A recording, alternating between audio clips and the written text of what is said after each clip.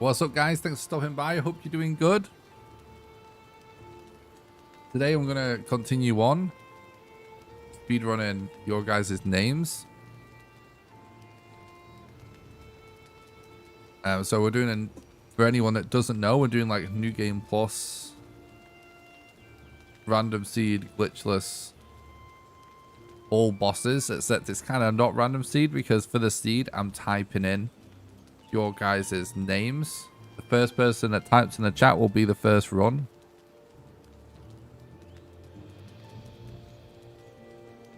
I'll play the seed out for 25 minutes or until I die. And if the seed is looking like it could be a good seed, we'll continue the run. And if it's a bad seed, we'll reset and play the next person's name as the seed.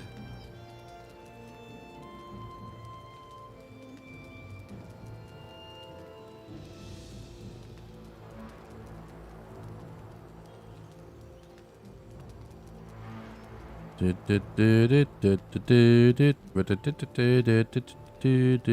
let's check my settings real quick. Normal.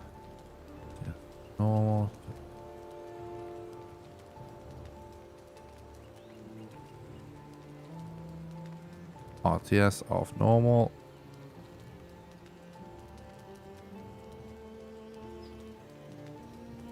Alright, we're good.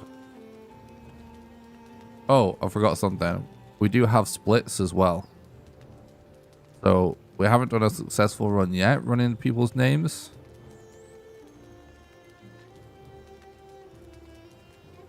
But if we do, we can keep track of the PB and everything.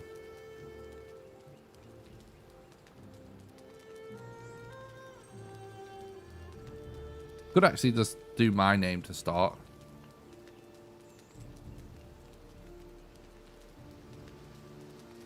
Wait, what? What am I doing? I'm alt tabbing. Nick.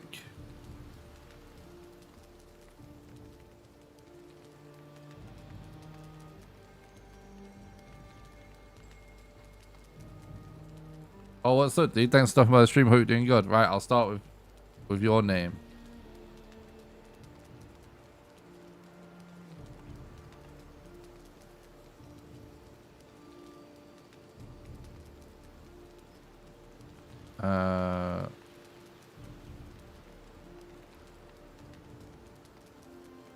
Alright, there we go.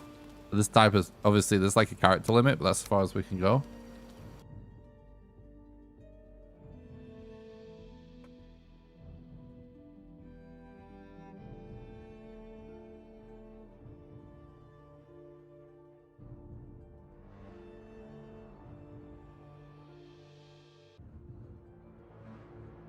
So yeah, basically I'm doing like New Game Plus speedruns in Valheim, but I'm typing in people's names in the chat for the seed.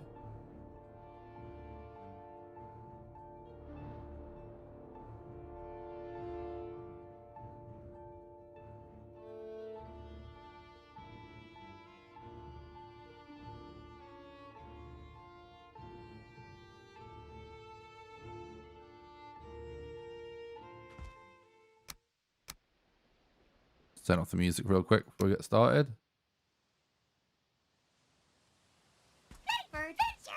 Let's go. So I'll play each seed.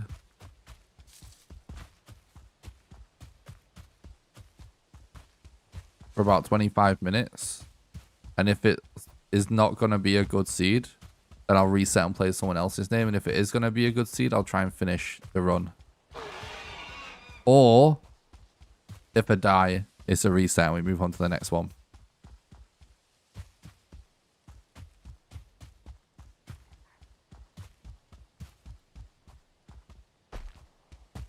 So I do stream on Twitch and YouTube at the same time. So today we will take turns between Twitch and YouTube chat.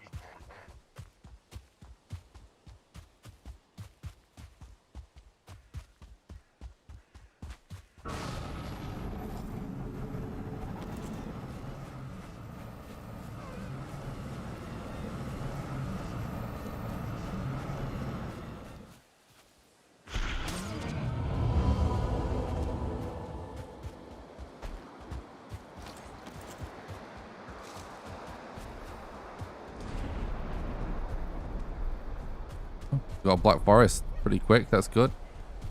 Burial chamber. Sub 2 minutes. That's really good.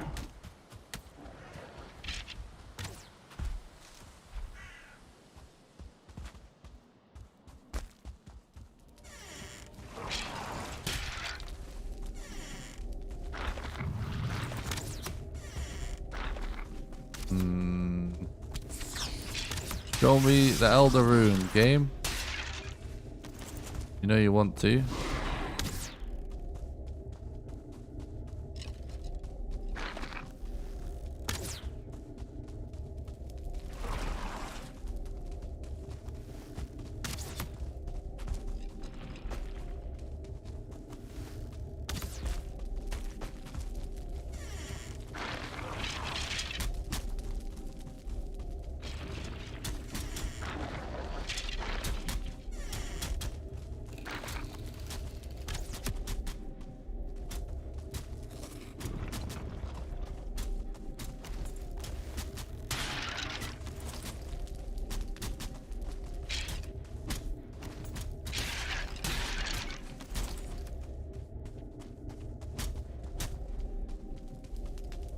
Pretty big burial chamber so far.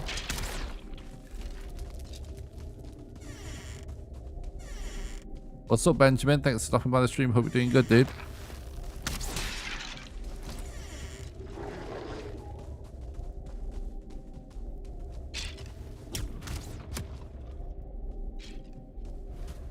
A little bit unlucky that didn't have an Elder Rune.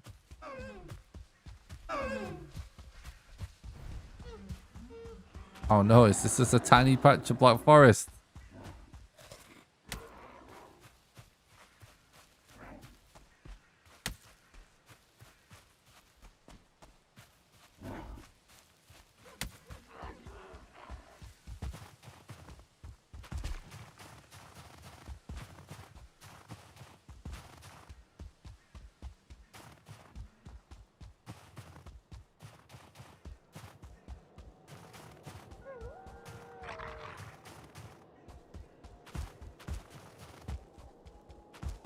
Kind of cool looking rock formation there.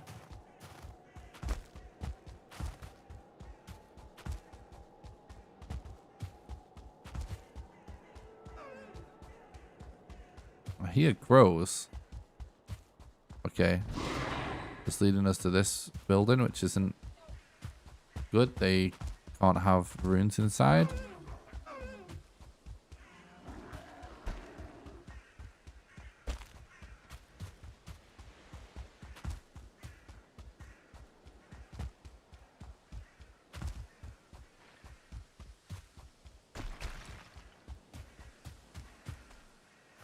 Okay. Another burial chamber. I was gonna say I just said skeletons somewhere.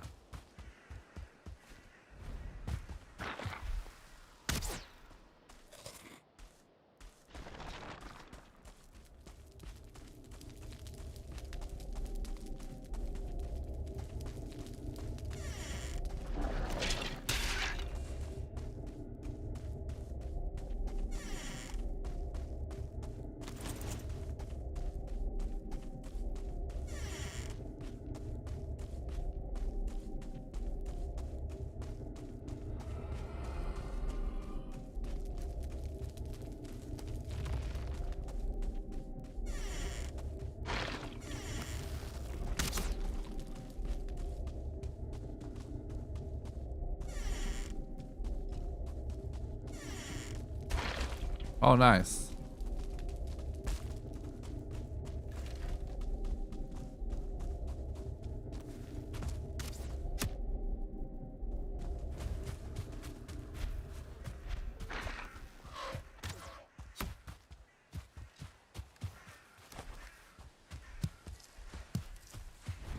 Sure, we get 10 wood on the way.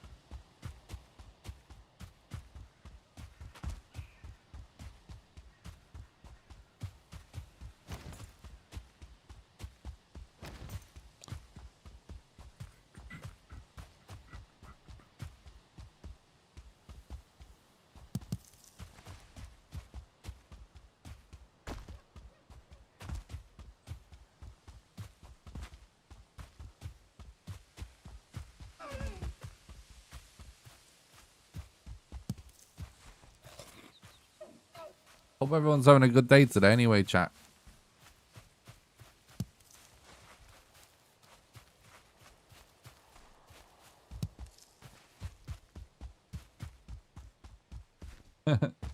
Thanks, Freddy. I appreciate that, dude.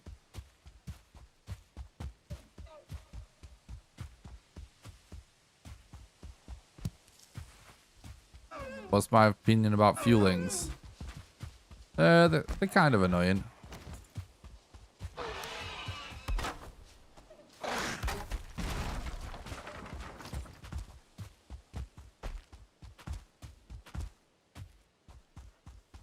The fueling, so in this game, are like one of those things that I think that eventually the ultimate thing is what I would like to see is just them to have slightly better AI, and then I think they'll be fine. You know, they're okay, but I do think the AI could use a bit of a tweak, personally.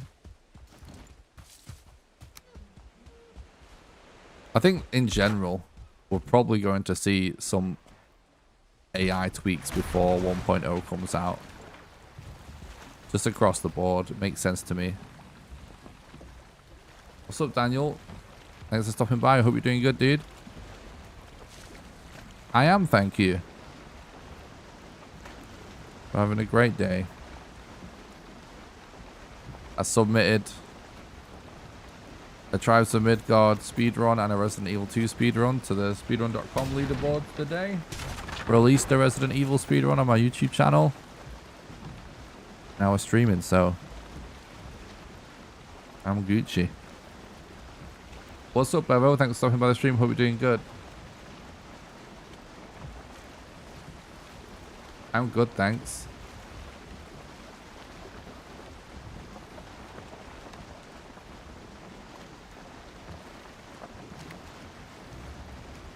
Yeah, it is confusing, Benjamin. Yeah, the AI, you know what's kind of, it's not something that is a giant problem, but like something that would be a good improvement before the game goes to 1.0 is just AI improvements in general. But something that's kind of funny to think about with Valheim is that it kind of seems like with most of the mobs in the game that Iron Gate's idea of AI is basically just making characters walk in a circle before they attack you. Because I feel like most mobs all have their own version of kind of doing a weird little circle. You know what I mean? When you think about it, like a lot of mobs do it. Like Grey Dwarfs, all the different Grey Dwarfs have some version of backing out and doing a little circle eventually. It's kind of weird, like, what is that?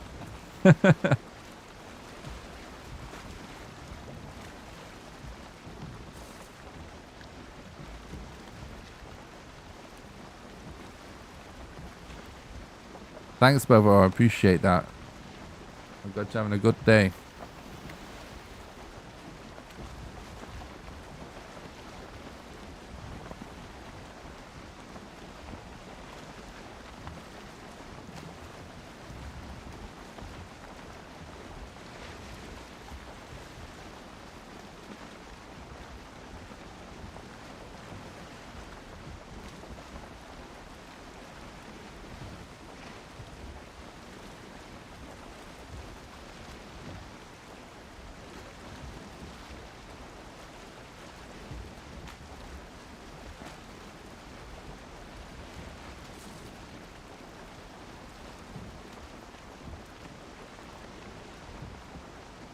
Serpents, exactly. Like so many mobs circle. It's such a weird thing when you think about it.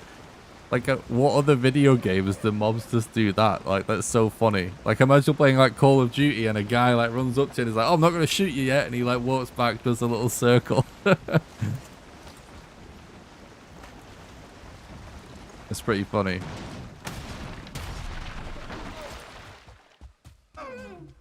I mean, it is hard to program,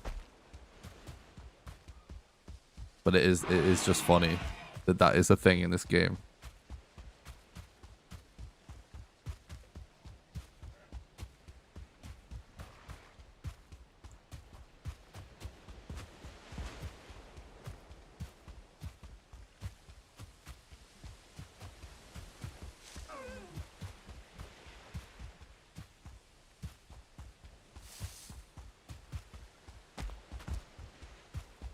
Oh yeah, that with serpents is a huge issue.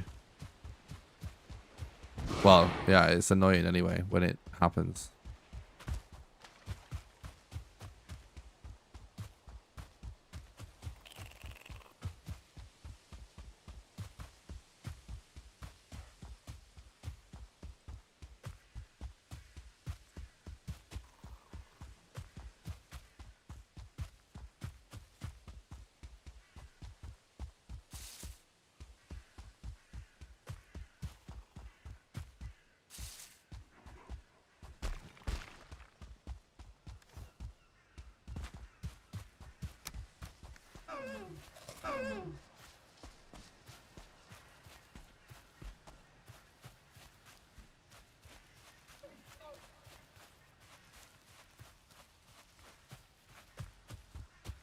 So the Elder is kind of far, but it's not crazy far.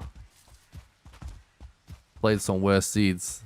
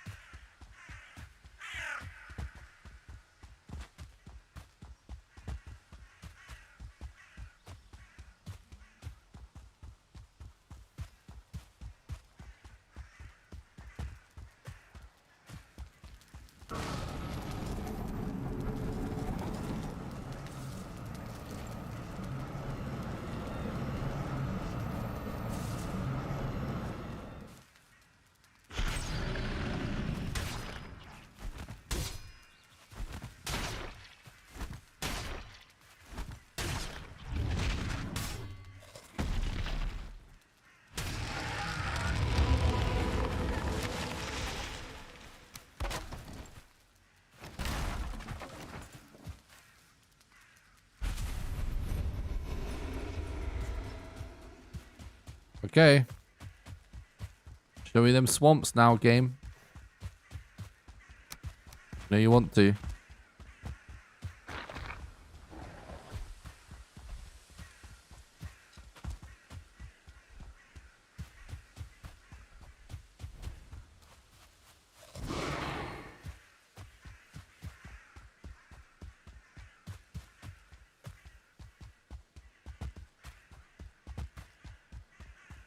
Thank you.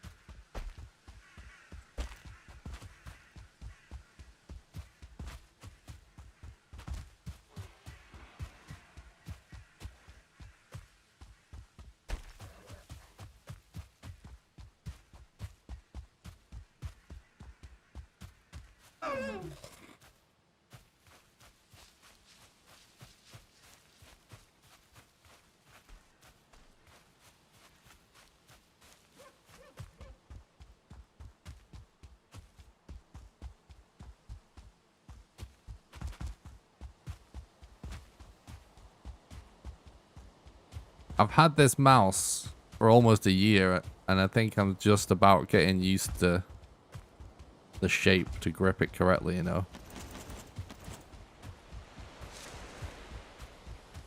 Some mice, the shape that you just get used to so fast, and some others kind of takes a while, you know what I mean?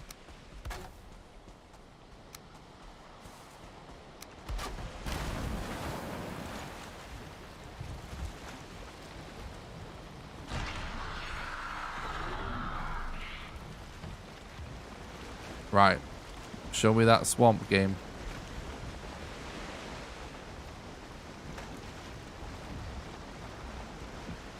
So, a little trick when you navigate in the ocean, you're trying to find land. Your mouse left and right, you can kind of see. If you look just under that sail, you can see more land at the left and right of the screen than what you can directly on the horizon. Oh my god, I'm turning too much.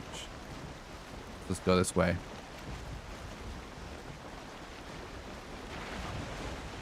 So you can see through fog a little bit by doing that.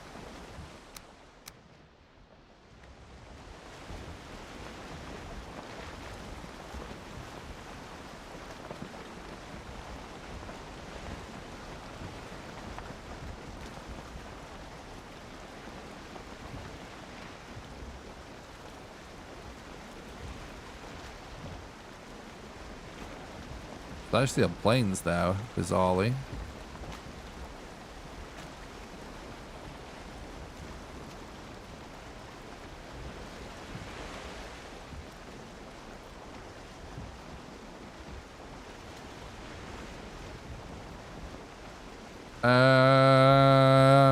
Is it? No, it's probably not intentional.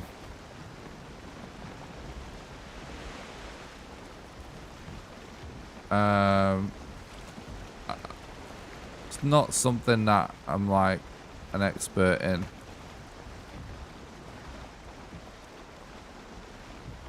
But it's probably related to FOV and whatever effects they use to create the fog.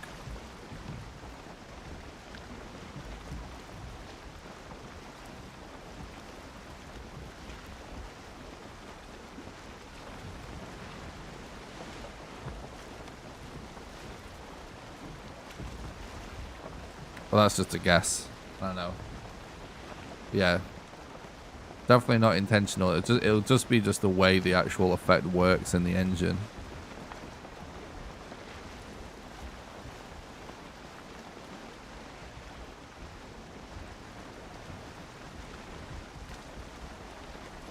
There'll be a reason.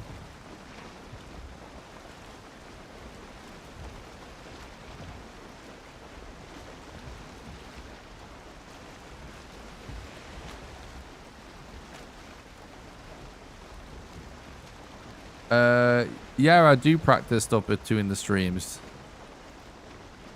I'm usually practicing other games though to try and diversify a little bit. I don't spend that much time practicing. Well, it depends. Sometimes I'm working on ideas for. We'll check this mountain, by the way. Sometimes I'm working on ideas for videos that require, you know, they require me to figure out how you can do a certain thing in the game. So if I'm preparing something like Valheim in reverse, before I actually announced I was doing Valheim reverse and started streaming Valheim in reverse, I would spend a little bit of time between the streams just experimenting with certain things in the game just to make sure that it was possible before I actually committed to doing it. So I do that. When I was learning to speedrun this game originally, I would practice quite a lot of stuff off stream. And like, but now, like, I've speedrun this game so much. I'm like, I feel like I know most things about speedrunning in the game enough to not need to practice all the time. But sometimes, depending on the run, I will still do a little bit of practice. But if I'm not working on something, so most of the time I don't practice Valheim stuff unless it's for a special project or something that I do need to practice, like, I don't know, whatever. But yeah, usually not with this game anymore, but I used to practice it with this game off stream all the time. These days, if I'm practicing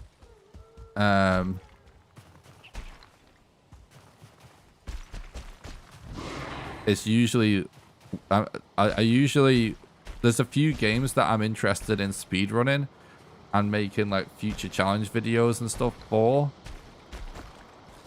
And like what I actually do is I just start learning the speedrun and practicing the speedrun between the streams and between making videos and stuff.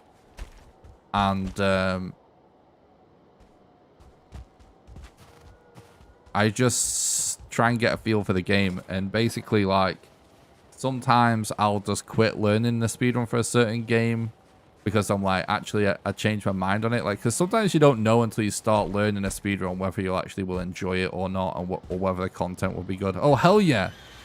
Modder is actually here. And then if I'm happy with the choice of game, I will keep learning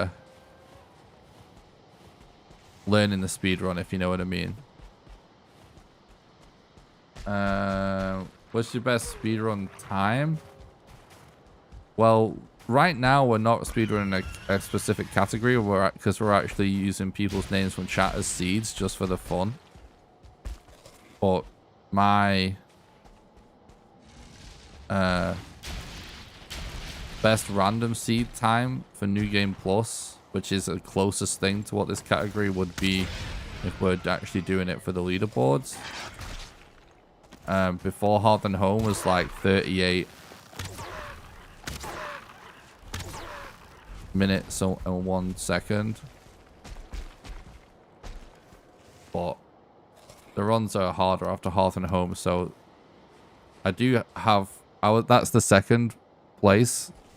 I had world record multiple times in that category before, but that was the second place time before this patch. But I currently have world record for the time post Hearth and Home, but that's like over an hour now. Because the runs are just getting harder, so people just have less successful times to submit. Really, what are other games can hope to see soon? I've already uploaded some Tribes of Midgard speedruns, which I really like speedrunning that game. And a couple of Resident Evil 2, the original Resident Evil 2 speedruns. Those are the games that I finished learning most recently. So when it comes to learning other games, I just managed to learn those two games quite quickly, so I was able to start making more videos. Doing runs of those games quite quickly. But I have also been learning to speedrun Minecraft a little bit, and also The Legend of Zelda Breath of the Wild. It's just gonna take a lot longer for me to finish learning those.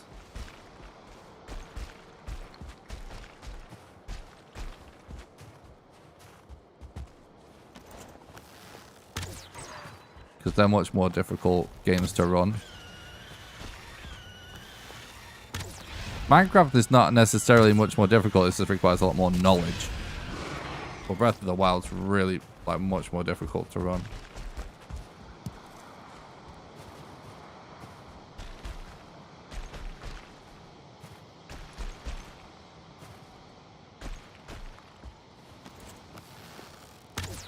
I don't really understand the question. Is that fun? But it doesn't. But it's sort of irrelevant because I can answer that question regardless of what it's in reference to. I don't do anything that's not fun. I don't waste my life doing things I don't find fun. So pretty easy to answer that, even if I don't know what it's in reference to.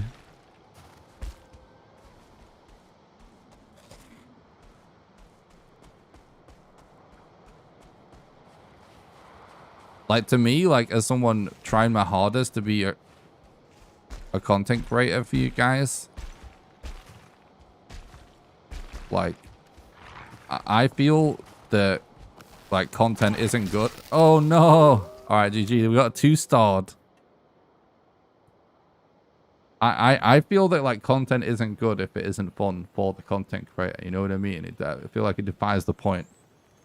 So I find everything fun that I do. Splish. All right, if you would like me to speedrun your name as the next seed,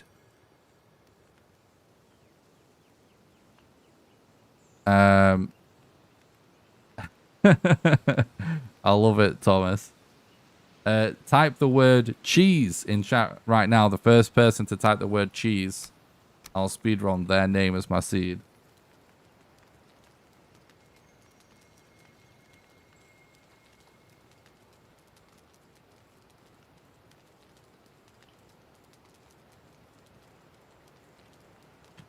What I will say is, though, the games that I have learned to speedrun,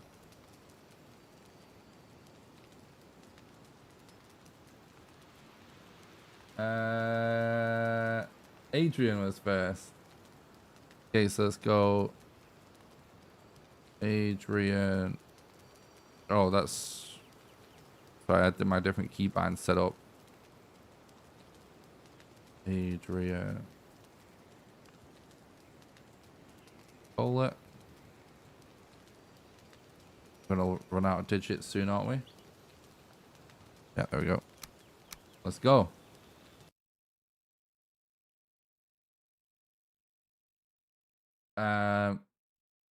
There's lots of things in the Hearth and Home. I'm not going to go through all of them, but because you could just read the patch notes if you want literally all of them. But I'll just give you the main ones. The main one is the food changes mean that you have to choose between being faster but standing more chance of dying by having low health, by going with stamina food, which is always the best choice for a speedrun, or by having more health but being slower, which is obviously not a good choice to make, but it, you know, it's the thing now. So it's just ultimately just not really that fair to have to compete against the old times for that reason. Yag has also had a really big buff as well. So like that fight just takes longer now.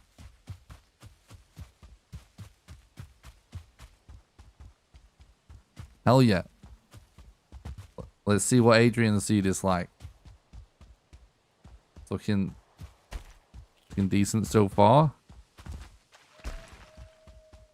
But that's why we got separate leaderboards for post Hearth and Home.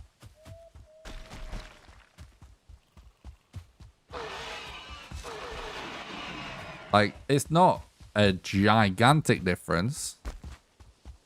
The point is, the main point is that it's just gonna result in fewer successful runs, and it's just not fair to have to compete. You know, you can't. It's just, you know what I mean. You gotta be as fair as possible when it comes to leaderboards on speedrun.com. So it just has to be separate.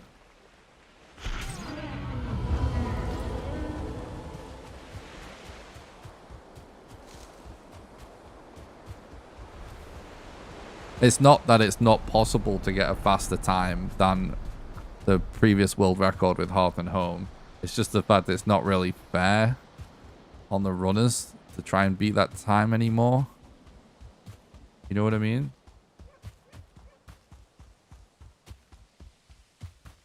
I have no idea, Thomas. I'm not the only runner. I did just... There's somebody running some Mimi categories and category extensions. I do see the other submissions because I'm a moderator. That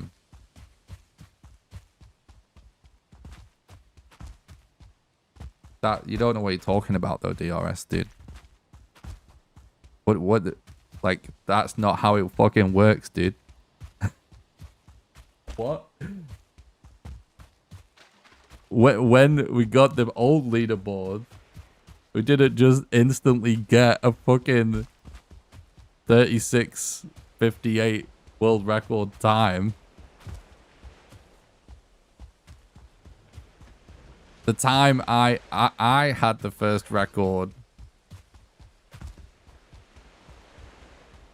in the last, you know, before Hearth and Home, and that original time was longer than the time I have on there right now. The way the game works, because it's so much of it is just about grinding the different seeds out, you know, and trying to get the god seed. It just takes a lot of time for people to grind out the seeds to just find a good random seed that's that short. So it doesn't work like that. You can't say that this run is like after Hearth and Home it is twice as long. We don't know yet. It's gonna take basically to actually know what is close to an optimal time.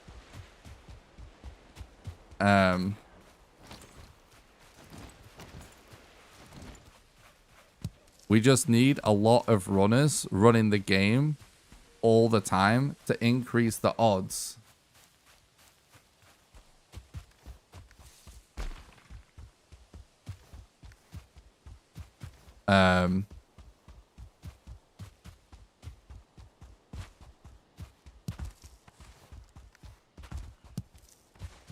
Sorry, I'm just thinking a few things about the run.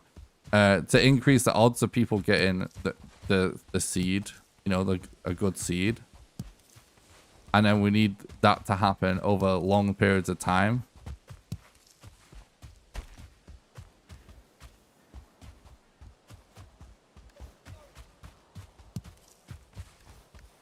And then eventually, after like months and months, what we'll probably eventually would, if lots of people was running it,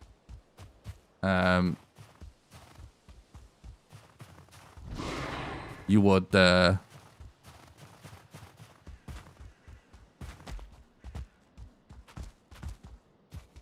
eventually get something that would be optimal. But it would just take time, you know. But it doesn't work like that. Like the best time right now is the best time right now until people beat it. That's just how it is with random seed.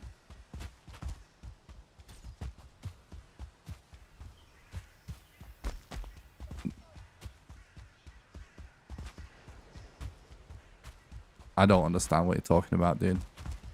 Like every game is different categories. That's just how it is. Like I'll be submitting my like 22 summit minute run. It's still the same difference what I was just talking about. The set seed is a more of a reflection of how much of Hearth and Home makes difference, if that's what you mean. But again, it's like it would be like I'd just be comparing. The comparison would be to my previous set seed time to my new set seed time. But even then, I never grinded set seed even before Hearth and Home to get a super optimal time because I'm not that into it. So the only real comparison, if you wanted to actually calculate the main difference, which is pretty irrelevant, but because either way we have to have separate leaderboards.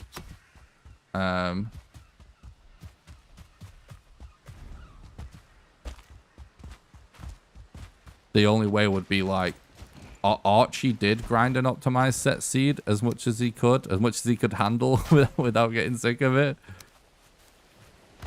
Like if he came back and tried to do the same thing again and he felt like he'd optimized it again, then that's when you could actually have some kind of comparison, because right now it's on the best seed, but that's only assuming that a better seed doesn't get found.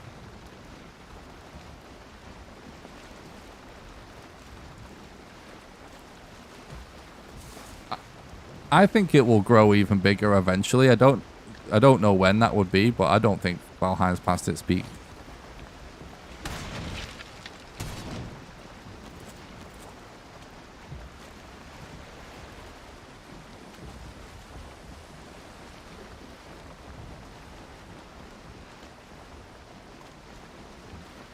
Yeah, it's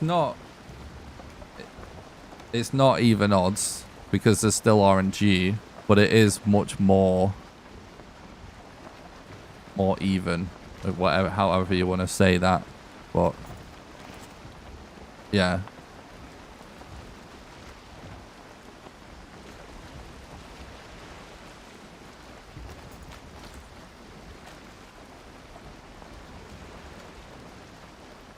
Well, I don't really understand the conversation. It seems kind of pointless. random seed. The point is like random seed glitchless in any kind of game like this is usually the most popular category because it's just fun, you know. It's fun to do. It's fun to watch. The best time is the best time.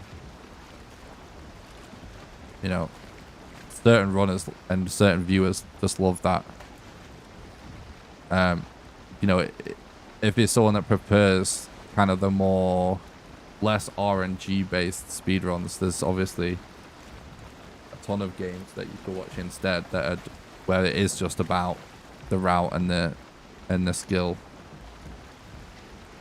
But obviously Minecraft is the most popular speedrun game of all time because of RSG runs.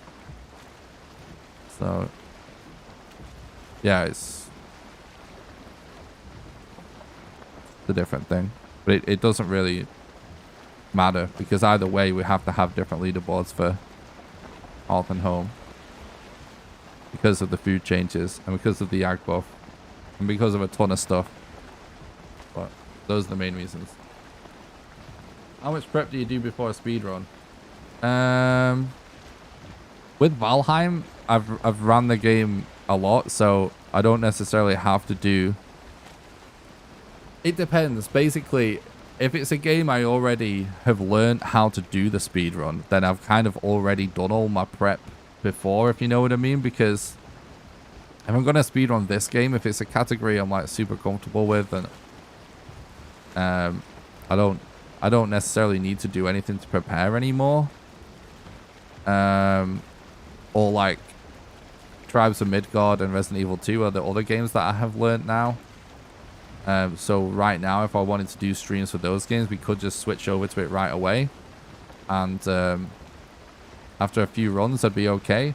But when it comes to learning to speedrun, like obviously I couldn't speedrun any games originally, right?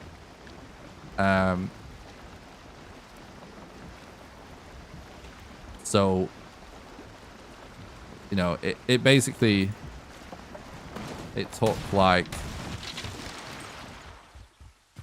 you know, months and hundreds of hours of grinding Valheim to be as comfortable as I am now with speedrunning. And like, let's say Tribes of Midgard or something. Oh no, we're getting a bad spawn.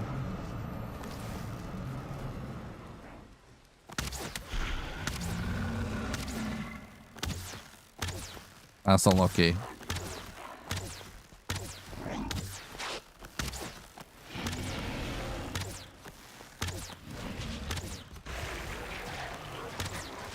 Hold down, please, bro.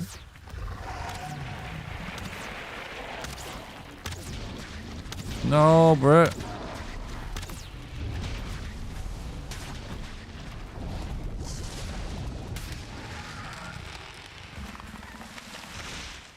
Yikes.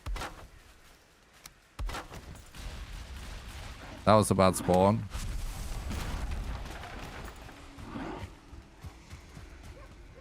But yeah, like Tribes of Midgard, I think I basically just played that game like for basically like 2 weeks straight, I think. Definitely a week straight. I can't remember before I really was able to do the speed run.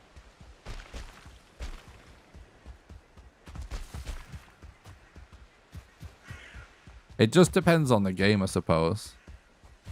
Resident Evil 2 only took me a couple of days, but I already have probably hundreds of hours in the game. I guess it just depends.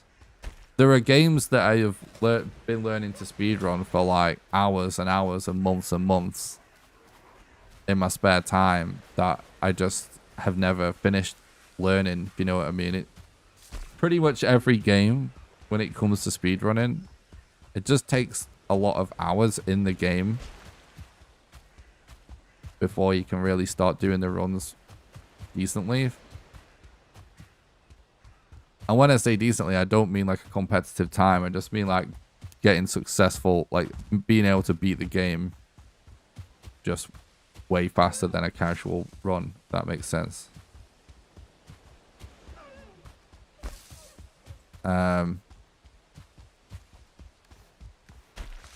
Because then once you can actually do the run, like whatever the run is, something that's not randomly generated, like Valheim or Tribes of Midgard, is kind of easier to explain, because it just, like Resident Evil 2, for example, like basically once I'd memorized the routes and was consistently able to remember exactly what you do in the speed run, basically.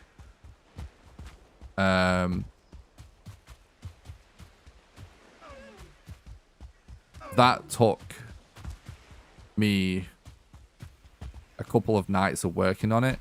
But the thing, anyway, so before I get distracted, so like once I've done that, it then just becomes about doing the run over and over to just practice the run.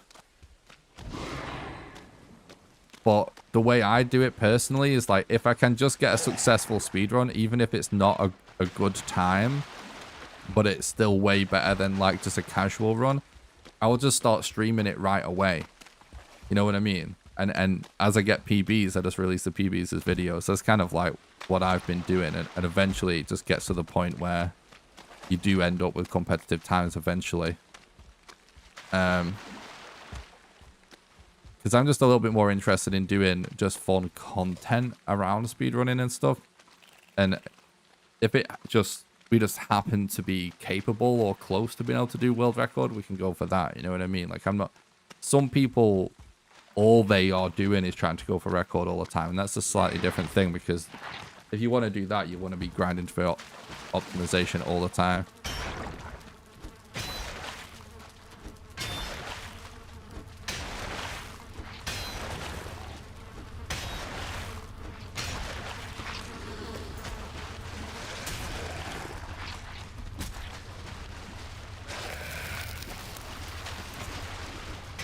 Oh, hang on. Oh, no, unlucky.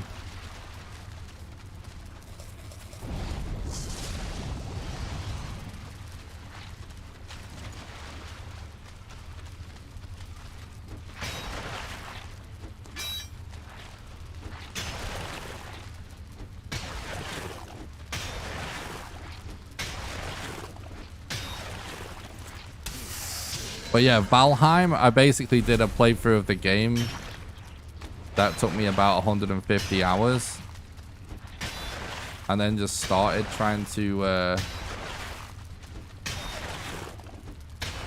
speedrun it, but which is kind of unusual in a way, but the thing is, no one, like, at the time it was a new game and no one was really speedrunning it that much, and there was some people starting to do some speed runs, but like we were all kind of doing different categories that we're interested in that no one else was really running yet. So everyone's kind of like figuring out as they go. So at the early day, if you're doing it with... Oh, did I not split? Oh, it doesn't matter. So like when you're trying to speedrun a new game, it's a bit different because the strats are kind of unknown. So you just kind of have to just go for it, or you can, if you want to, you can wait for other people to figure it out. What's up, Lorelei? Thanks for stopping by. I hope you're doing good. Ever consider making an appearance for GDQ? It's something that people in chat have asked me about before. Yeah, I definitely considered it. I've definitely considered it. My main issue is, though, like any of the stuff in person, I just don't have the money to go. You know what I mean?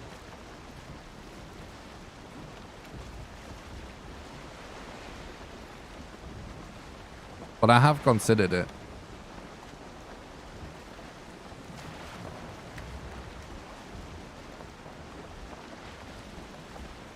I also have some issues with anxiety and panic attacks and stuff that I don't know, it could be quite a challenge for me to travel to a convention and speedrunning at the convention. I don't know. But I've considered it though. It's something that I like the idea of, and if I ever have the money to be able to do it, I'd be much more likely to try to do it.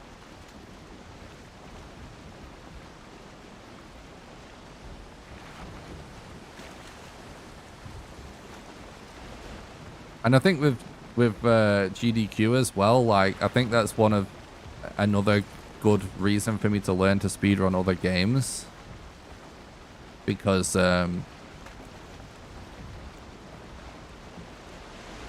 you know, just certain games you're more likely to be able to actually do at GDQ. Speedrunning Valheim, unless you was doing set seed, which wouldn't be very... Not very good. Set seeds are not very good showcase of what Valheim speedrunning is. It's just... It's kind of a weird submission, in my opinion. Just because there's so many resets and stuff. I don't know. So much RNG, like it could just be a terrible time. Well, I don't know. I honestly don't know. But yeah, the question was, have I considered it? And as you can probably tell, I've considered it a lot. I just haven't really made my mind up about it. Well, I don't have the money to travel to America anyway. I would like to move to America one day, though. This is one thing I will say about GDQ, and one thing I have thought about is like maybe living somewhere where traveling to GDQ would be inexpensive. You know what I mean? Because that would also increase the chances of me actually doing it.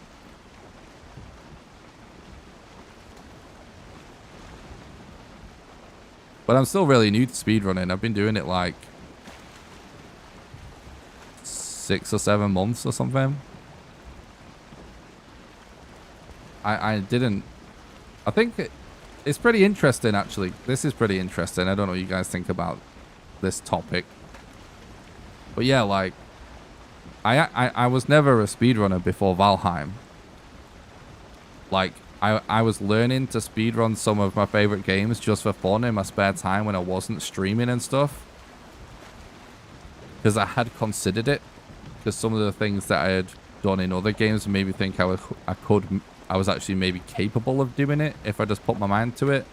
But it was more like I was just learning the runs for fun, and I never actually PB'd or like got successfully managed to finish learning any game. You know what I mean? I just would experiment with runs and learn the beginning part of the routes and some strats and stuff. But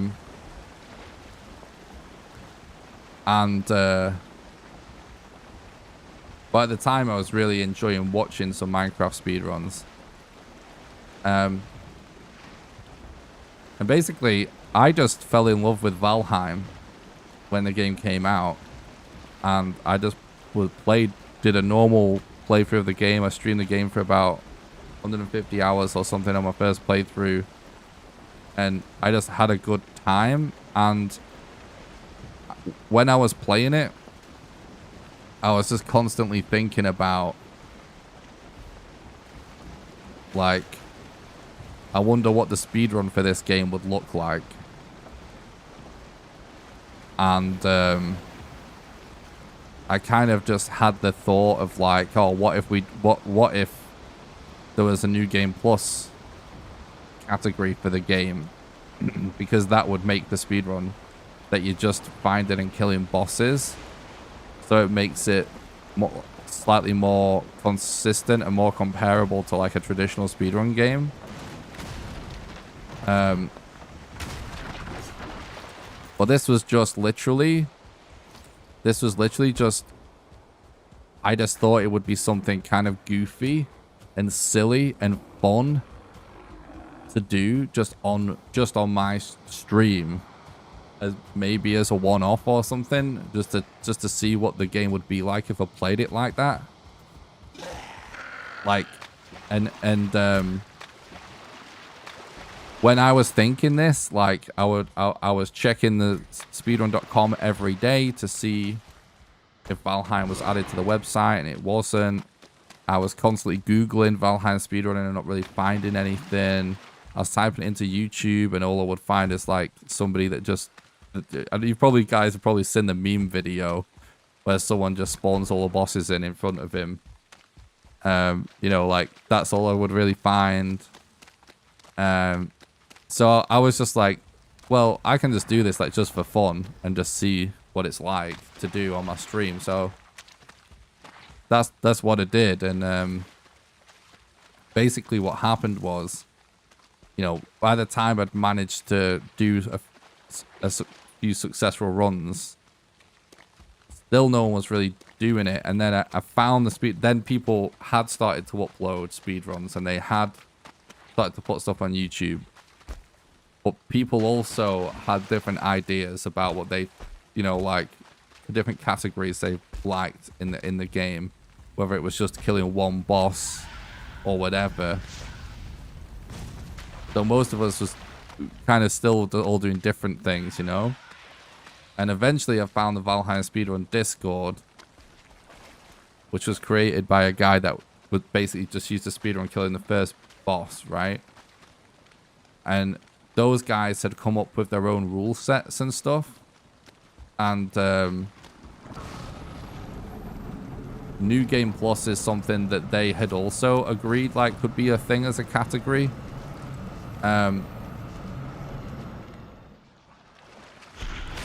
So I asked them what their rule set was, and basically the runs that I had been doing like just for fun, I hadn't broken any of their rules. In fact, my rules was a lot more stricter than theirs. Like I was actually restricting what I would bring with me and stuff like that. So I asked them what their rules was.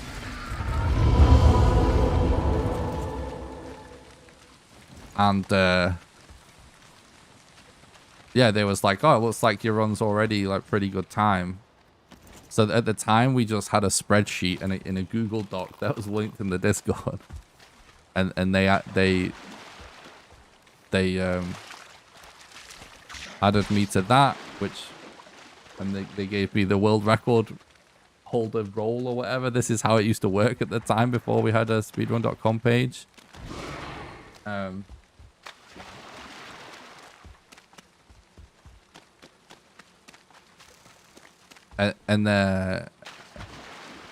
And yeah, like still nobody had actually submitted it to speedrun.com for some reason. So I just said that I would do it, you know, if that's what people want. And so that's what happened. And like, you know, so me running the New Game Plus category was like the first one on the page. And that's when it started to get like media attention and stuff, and articles were written about it. And it was like, this isn't, I think sometimes when people come and hate on me and stuff in the chat or in the comments, I think they don't understand how this was all like just dumb fun, you know, like it's just done out of passion and fun. Like this wasn't a calculated thing to get views or anything. It was literally like, this is the dumbest idea ever, but it could be kind of fun. and people just like, I don't know, like the news just, journalists just wrote about it, and it made my video get a lot of views, and that's kind of it. And so it wasn't even necessarily intending on like just becoming like a speedrunner or somebody that makes this kind of content. I was just doing stuff that is just fun for me to actually just do in the moment. And it like on my YouTube channel, as our community has grown, this is obviously just like what is more popular amongst my community now. So that's why I focus more on this type of content. Foggy, thanks a lot for the raid, bro. Hope you had a good stream. Calisata, thanks. Thanks for the raid. But yeah, I hope that makes sense anyway, chat.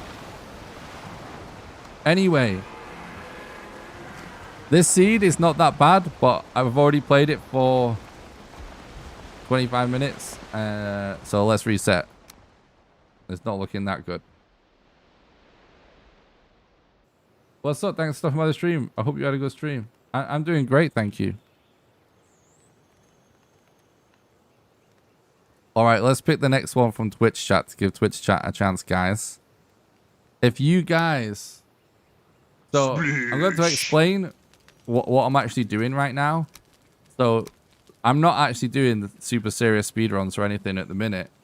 What I'm actually doing is I am typing people's name from chat in the seed box and trying and just playing that seed for like 25 minutes and seeing if it's possible for us to speedrun people's names. And I'll play the seed for 25 minutes. If it looks like it could be a good run, I'll try and finish the run. If it's going to be a bad run, I'll just reset. And if I die, we just reset and play someone else's name. So that's what we're doing.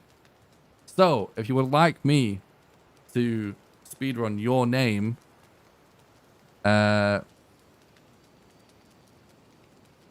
post the word avocado in the Twitch chat. And the first person to post the word avocado in the Twitch chat, I will speedrun your name next. Ready's on the ball. Let's go.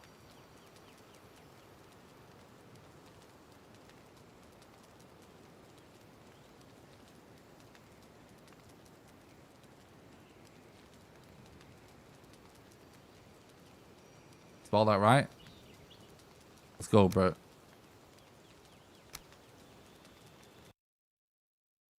I'm doing great. Thanks for asking. I hope you're doing good.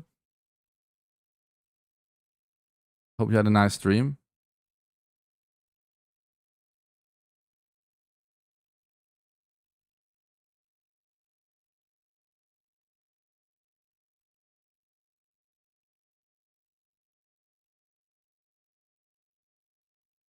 But yeah, anyway, like, after actually managing to get some good times and stuff in Valheim and, you know, actually get some world records and stuff, you know, whatever, however critical anyone wants to be about the situation, that just made me realize that, like, I could probably speedrun other games, you know, and get some decent times in it.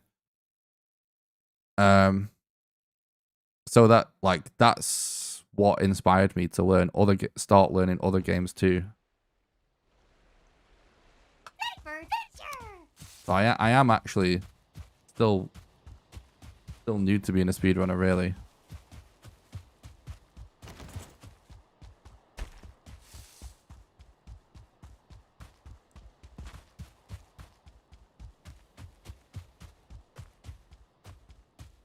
But part of why I was doing it as well is because I had done more difficult things. You know what I mean?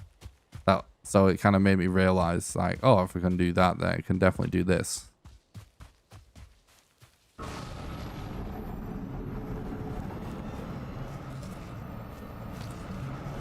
It's always just practice, you know? Practice makes perfect. All right. This is a good start, ready? Did we run your name yesterday, ready?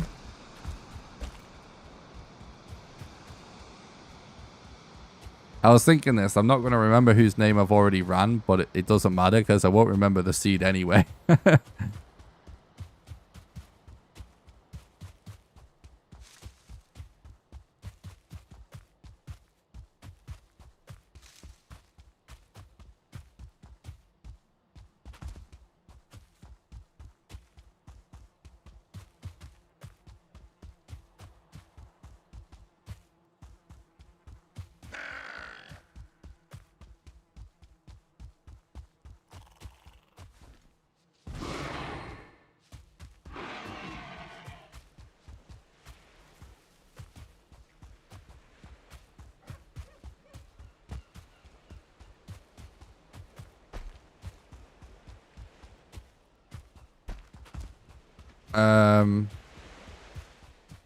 Well, We won't PB because we don't have a successful run. I guess if we technically get a successful run, it would become a PB.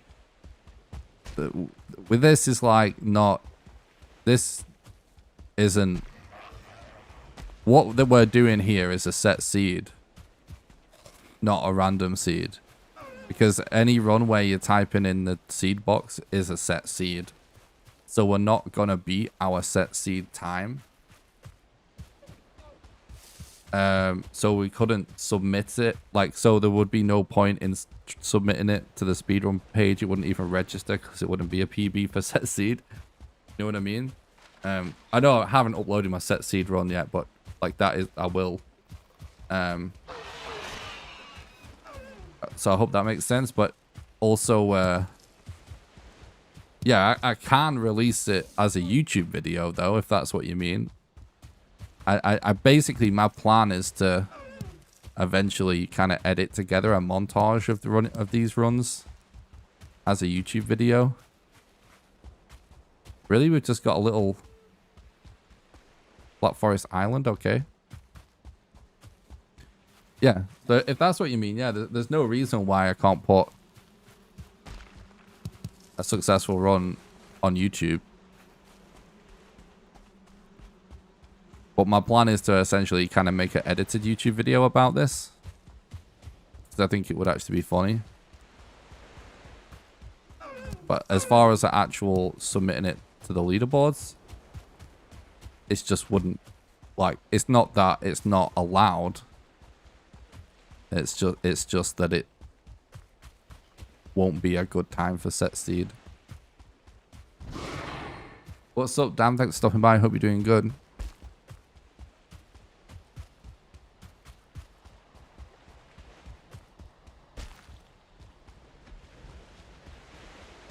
Yeah, but it's a set. It doesn't matter if I don't know the seed. If you, it's just the what makes it a set seed is you type in anything into the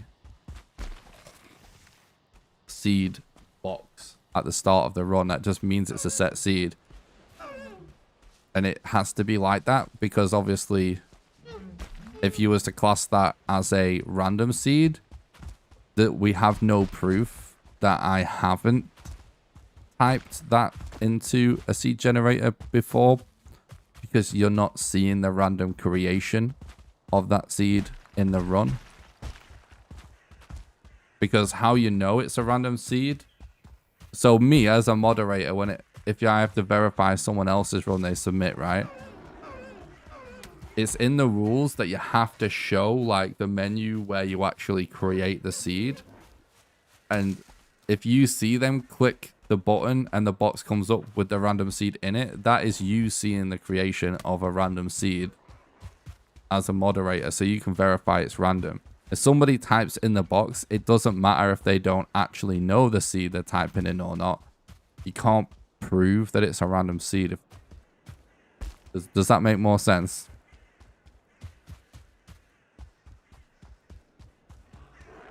But, you know, one thing that's worth saying about any talk about the actual speedrun page is that there's no need to ever take speedrunning that seriously. It doesn't matter. You know, we can speedrun and make videos and release videos on YouTube about whatever you want. You know, it doesn't have to adhere to any rules on speedrun.com, or it doesn't, you know, it doesn't have to be, you know, a particular time or rule set or anything. Like, speedrunning is just about beating games quickly, you know what I mean? It's just when it comes to claiming a world record for something,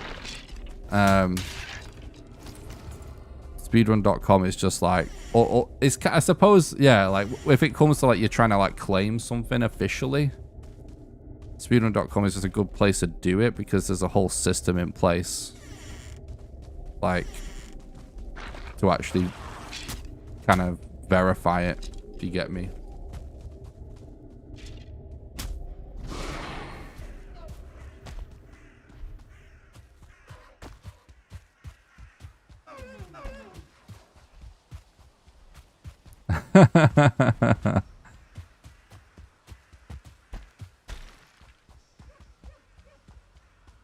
Yeah, it's just like that, damn.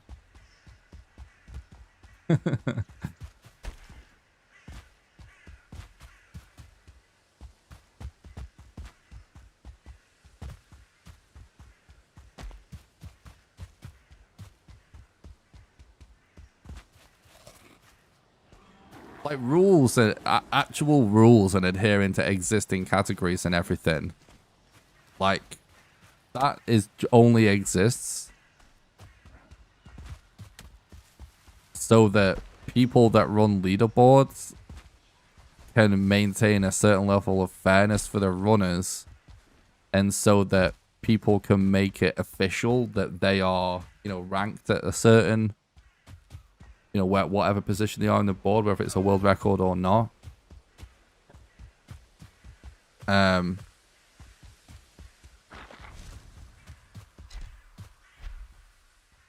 But you know, no, you don't have to submit your runs, and your runs don't ever even have to be submittable. You know, it's still have free will and stuff. You know what I mean? to just do what you want.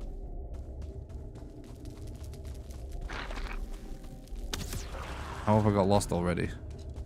Right there. Wait, I'm so confused. No, yeah, this way.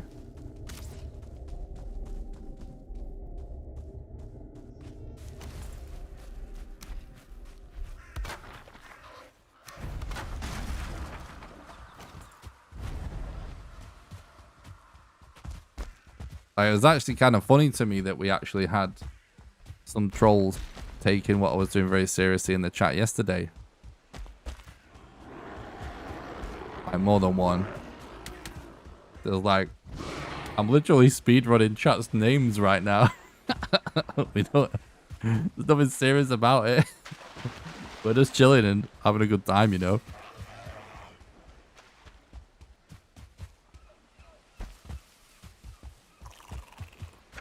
There's lots of different kinds of speedruns and speedrunners.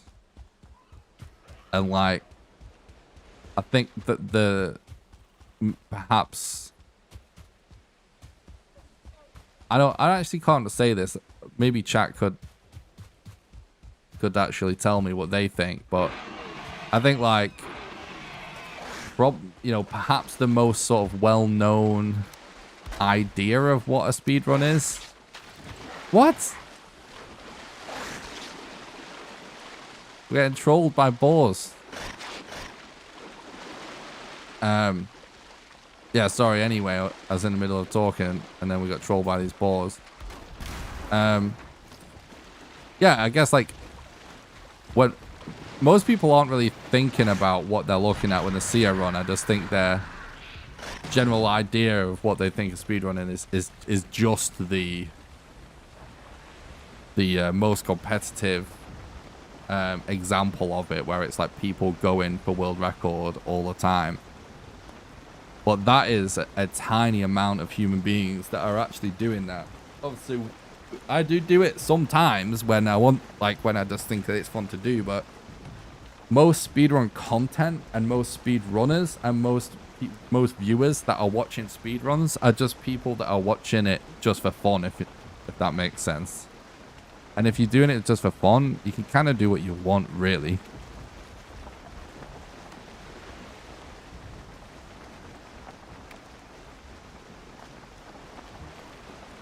Oh, that's very sweet of you to say, Thomas. I appreciate that, buddy. There's a lot of hard-working runners. But I appreciate that. That's nice to say. Before you started doing it, I thought it was just people trying to run the original Super Mario Brothers in like 1 minute. Had no idea.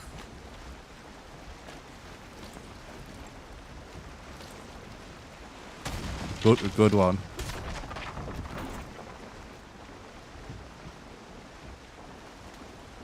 You see, I know Dam is trolling chat because I know that he actually has speedrun games before. He told us about it.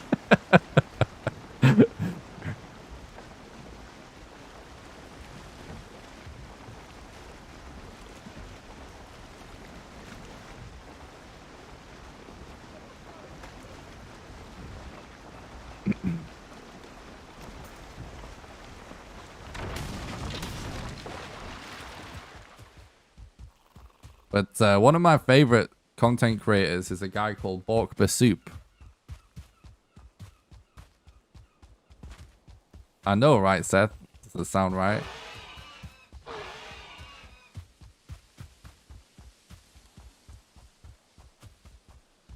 Yeah, we had some conversation about it though, right? Like you were considering running a certain game or something. I can't remember. But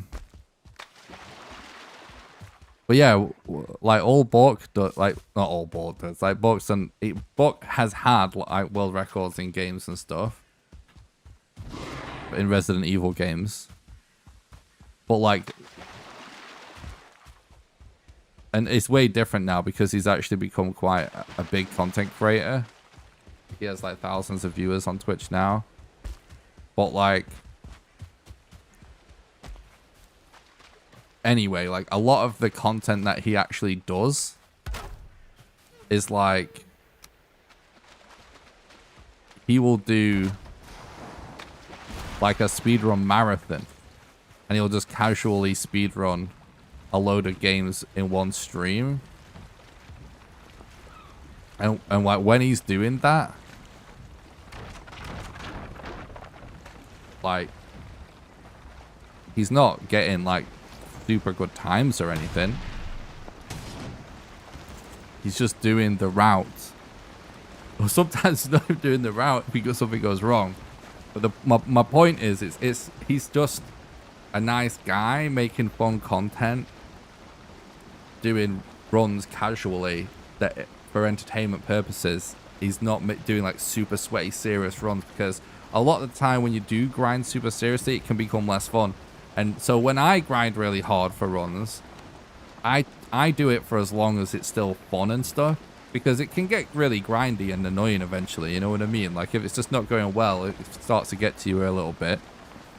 Like I like to just always be having fun on stream, because I just think it's more fun to watch, and obviously it's more fun to do.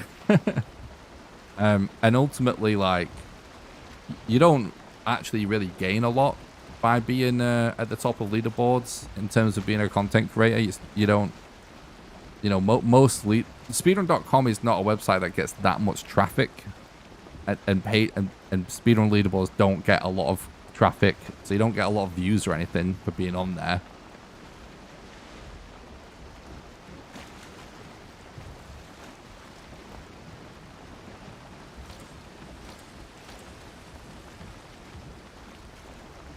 I just like a challenge, and it's cool. Leaderboards are cool because the way to measure your personal progress as a runner, if that makes sense. And like I said, if you end up being positioned, if you're in a place where you know you can get a world record, then I would personally feel like, what, you know, like if I'm feeling like going for it, I'll go for it. But I won't like ruin my content over it. Which frankly is why we didn't retake the record from Archie before you know, Hearth and Home came out, because we the run, my PB for that category, I was just chilling talking to chat the whole time, and it was it was like a minute and a few seconds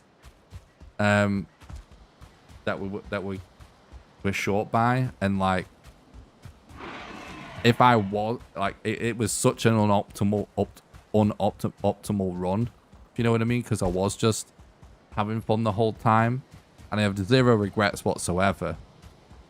But like, if I was grinding at that time, it would have been record. But it's like, I already had record multiple times in that category. Like, I was second place anyway. We were having a really great day, if you know what I mean. At the time I got was still a really good time, you know.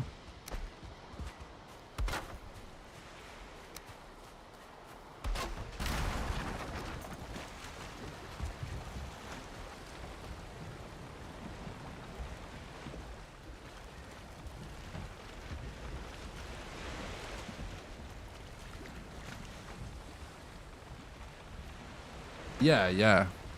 And that's it. Like, what I'm kind of talking about as well is like,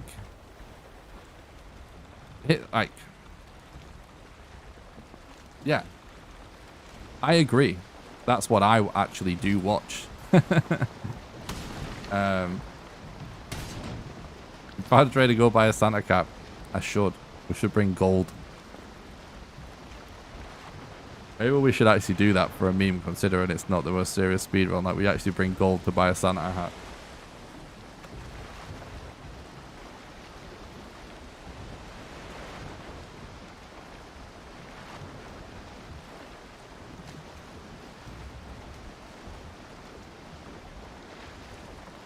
Dude, I've just had a hilarious idea for a meme category.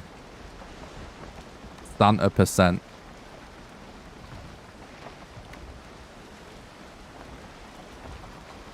New game, fresh character, and we speedrun finding a trader and getting enough gold to buy a Santa hat. That's it. And the run's over when we equip the hat. What do you think, chat? I think that's a video idea. Doesn't that sound like a video? That sounds like a video to me.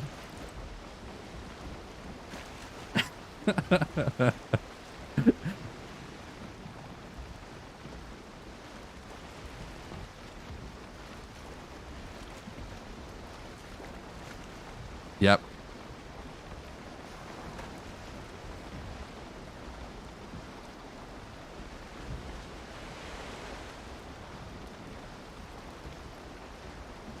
The wind here is so toxic.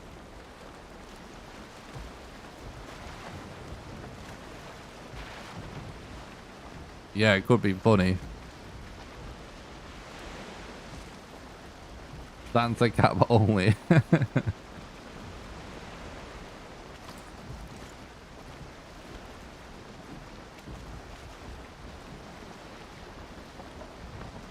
True.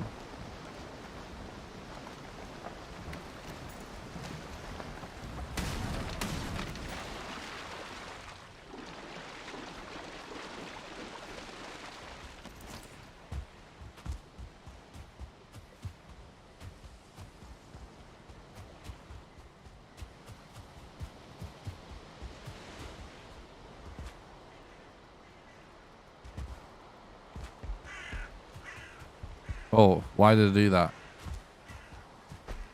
I just saw the rune and had to click it. So this seed has been yikes, bro, unfortunately.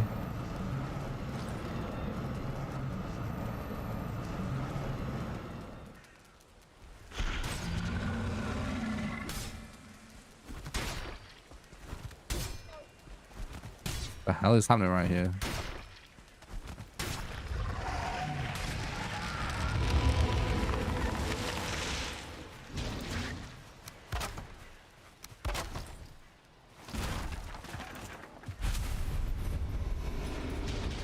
Can't see. There we go.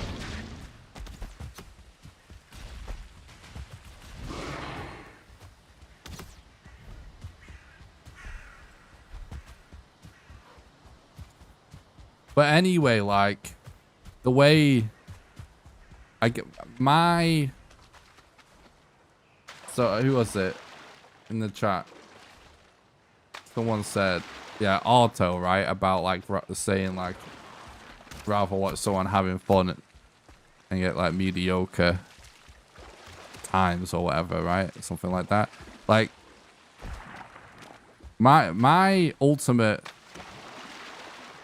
sort of goal / thought process of what I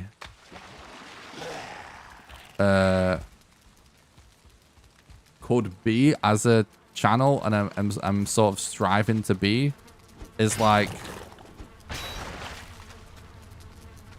people say they like to watch because it's like relaxing and we're having fun and we're chilling and stuff. But I also know that I'm capable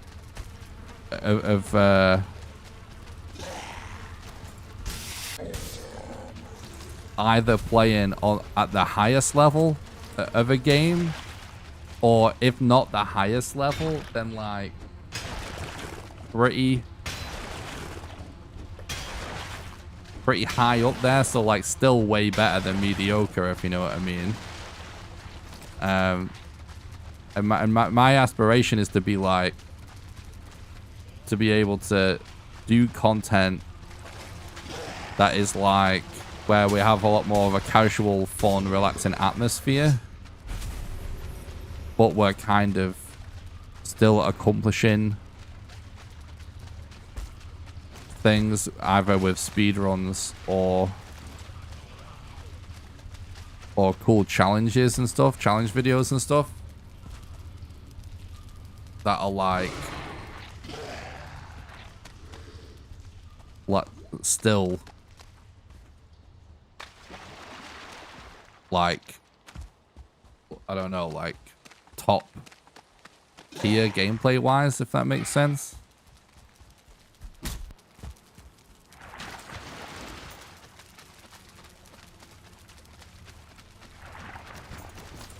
I guess what I'm trying to say is a lot of people that grind super hard for like to be the number one at something, whether it's like world record speedrunner or whatever else it might be. Oh my god, dude. What a toxic seed. I'm sorry, Reddy. This is your seed, right? Not good, bro. It's gonna be a reset.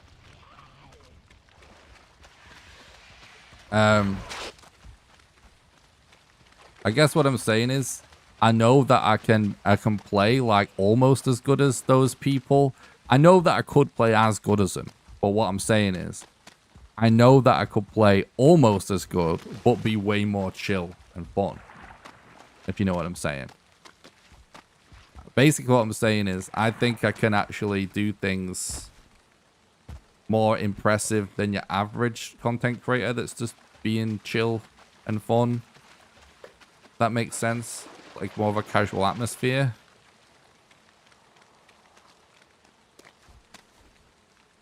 And like still do like high level stuff, but like way more chill than the other people that do high level stuff. That makes sense. Because it's so rare that you usually have to pick between one or the other, right? When you're watching content.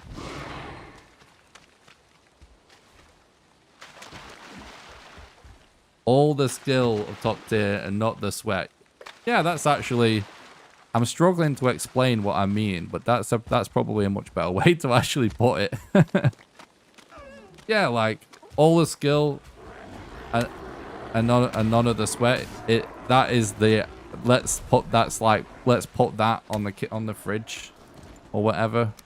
Let's put that up as a sign on the wall as our ultimate goal. But you know, maybe sometimes we'll fall a little bit short of the skill. And maybe sometimes we'll have a little bit of the sweat, but the ultimate goal is to have all the skill and none of the sweat. You know what I'm saying? We might sometimes get a little sweaty. The skill might not always be top tier, but the ultimate goal is to have all the skill and none of the sweat. I like that. All the skill of top tier, none of the sweat. Thank you, Kieran. I appreciate that a lot.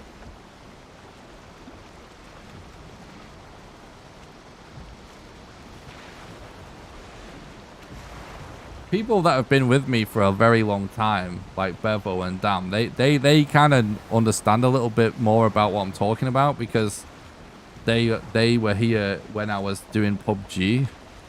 And like in PUBG, I was like, you know, playing in tournaments and stuff and doing like ranked one-man squads and stuff like that. And people, I would get a lot more salty when I was playing PUBG than I do now, but people would still compliment me on being chill, if you know what I mean. So they are aware of seeing me do play under more stressful situations, more challenging gameplay, but like maintain being pretty chill, so that I can people that have been around for a long time, I think, understand a little bit more about what I'm saying, because in the context of doing speedrunning, it like I haven't played anything yet that actually kind of like challenges like raw skill as much as competing in like esports tournaments and stuff.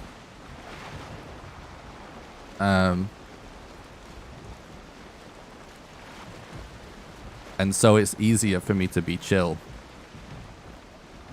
because I actually don't feel the pressure very often, because I've done a lot of higher pressure stuff with games in PUBG.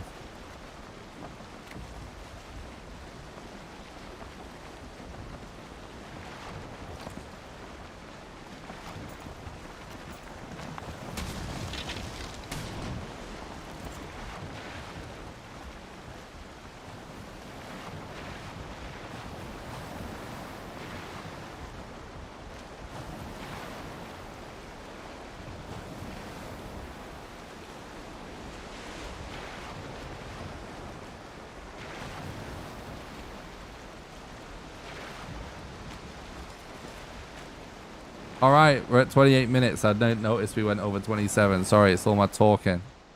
Right, Rip. Unfortunately, that was not a good time.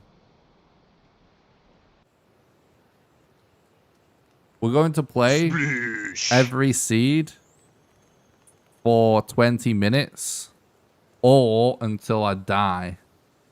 No, sorry. We'll play every seed for 25 minutes or until I die. If the seed looks like it can be a good seed at the 25-minute mark, I will keep playing the seed and try and finish it. But if it looks like it's going to be a bad seed, we'll reset and do another seed. And if I die, we'll reset and do another seed. That's how we're doing like bit of fairer like balance between playing people's names, because a bad seed, even in New Game Plus, can still take like 8 or 9 hours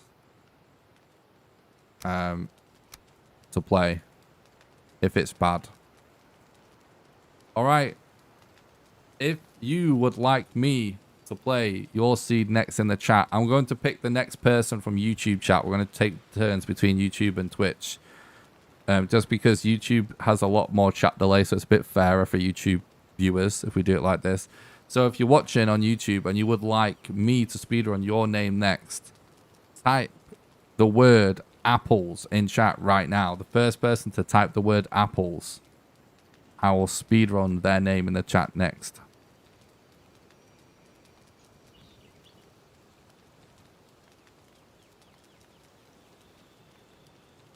Auto, nice. Someone will have to shout at me in the chat if I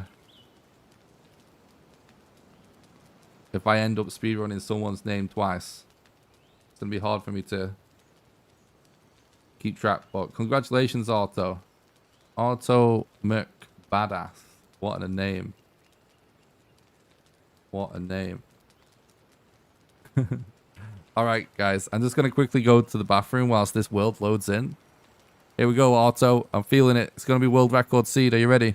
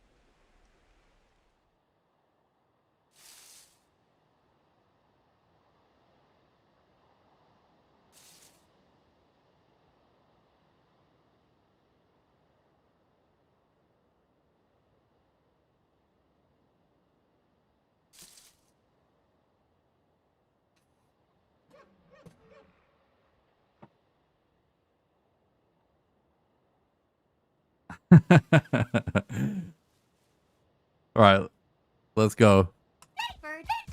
Yeah, we're gonna get a lot of bad seeds, chat, you guys. It's so rare. It's so unlikely that anyone's name in the chat ends up being a really good seed, but it would be absolutely epic if it is.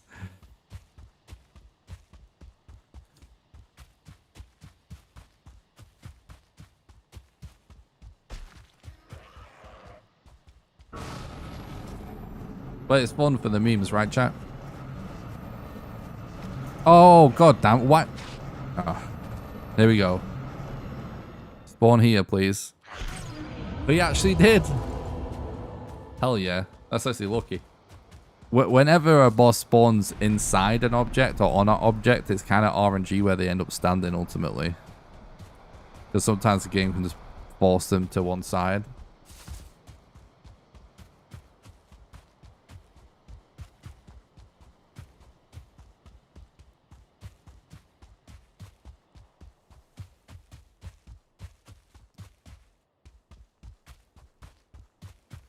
It's probably all ocean.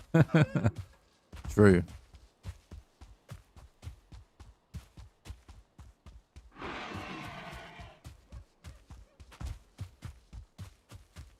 It was a lot of sailing.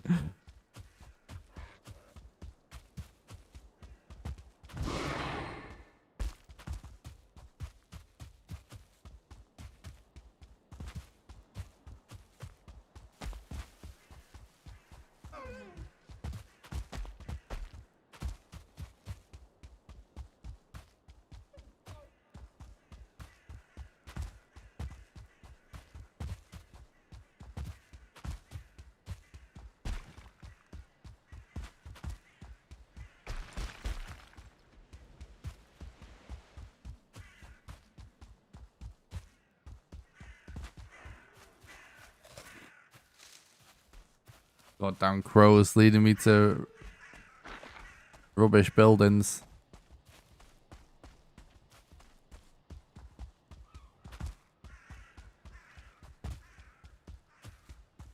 I haven't decided what I'm doing tomorrow, by the way, guys. I don't know if I'm streaming. I don't know if I am streaming, what I'm streaming. I don't know if I'm working on a video. I just don't know.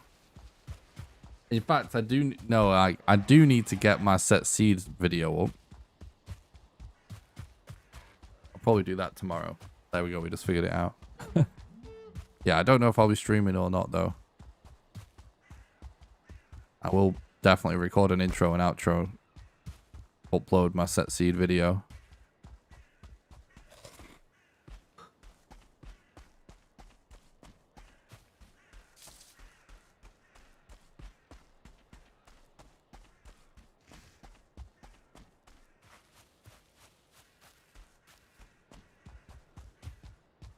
Oh yeah, you mean like, yeah,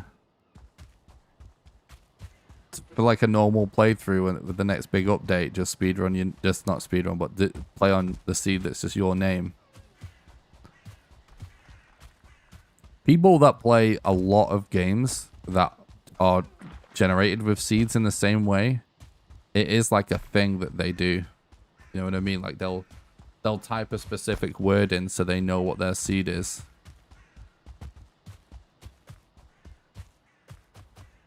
What's up, Simpy? Thanks for stopping by the stream. I hope you're doing good, dude. What's up, Cookie? Thanks for stopping by. I hope you're doing good, buddy.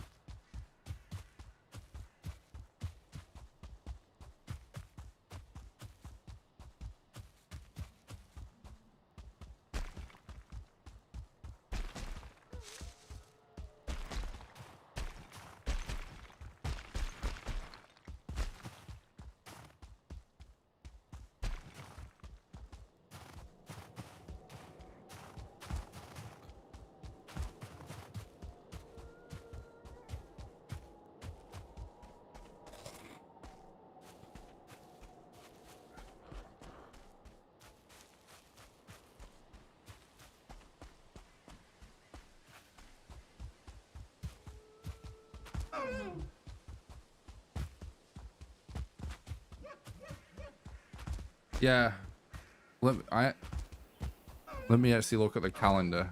I need to figure out what I'm doing tomorrow, guys. So on Sunday is Halloween, and I'm going to be playing Resident Evil games all day. And I'm going to do some Resident Evil 2 speedruns, but we're also going to do a story playthrough of Resident Evil 2 with the English subtitles instead of Japanese, because obviously Japanese is faster, but we'll do English so people can learn the story that don't know it, and we'll like do all the cutscenes and stuff. We might even read all of the notes and everything. And then I'm going to, there's 2 like comedy mods, one that just got a sequel that I've not played yet, called Kendo's Cut and Kendo's Cut Uncut. We'll play those. We might even do, like, if for people that don't know, on Resident Evil 2, like the original that I'm talking about, you can select from 2 different characters, Leon and Claire, and I speedrun the Leon playthrough, like Leon A. But what happens is, if you play as Leon, you beat the game and save it, you can then play as Claire and load that save. And what happens in the game is different depending on if you played as Leon or Claire first, and vice versa. So we could actually do like Leon A, Claire B.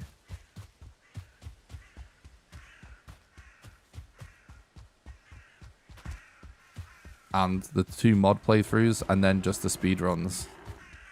It depends how much time we have, I guess. But that's what we're doing for Halloween. So I do need to figure out getting that new mod installed. And it will take a while to sort that speedrun video out for Set Seed and submit it. So I might not stream tomorrow. I might just do that. Just to make sure we're ready. And then we can basically...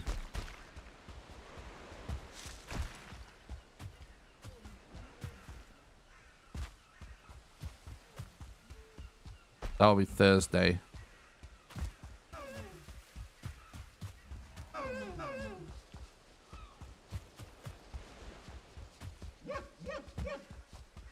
I don't know. Then we can basically just stream the rest of the week is what I was going to say, and make sure we do a long stream for Halloween.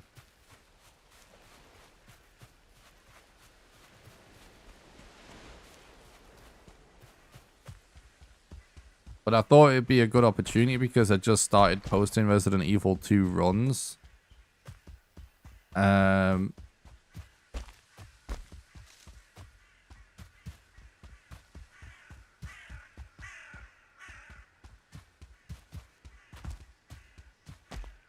I thought it'd be a good thing to actually do the story playthrough so people that don't know the game can actually learn the story, because they won't be able to learn it watching a speedrun. It's just skipping all the cutscenes and everything. But if we do a story playthrough, we can watch some more.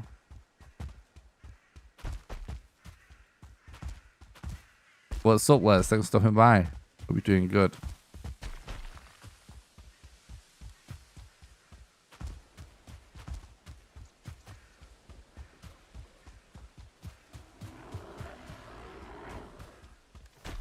Where's the elder, bro?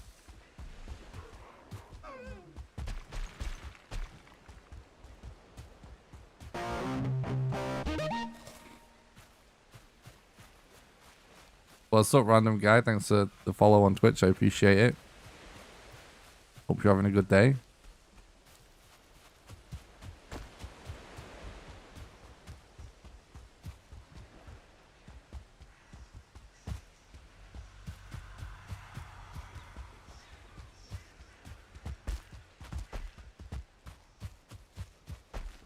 It's that. Oh my god. Where are the burial chambers or the elder runes?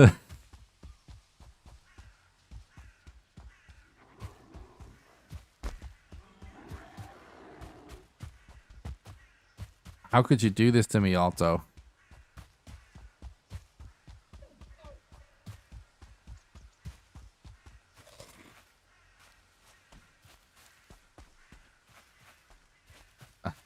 Yeah, I know what you mean.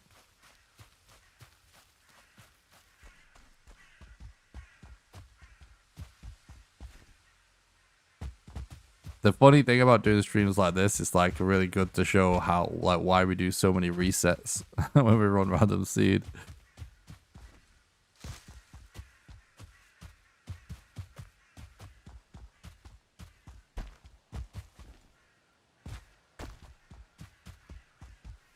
I am doing great. Glad you're doing good as well, buddy.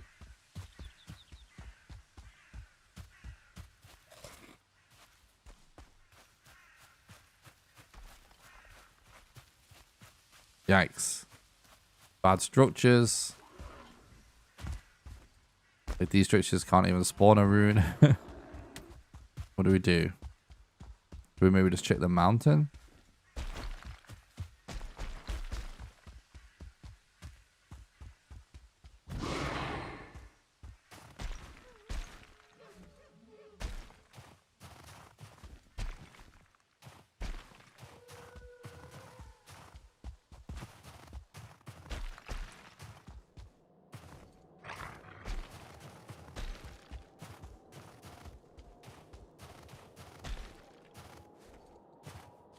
Oh, awesome. Thanks, dude. I'm glad you enjoyed it.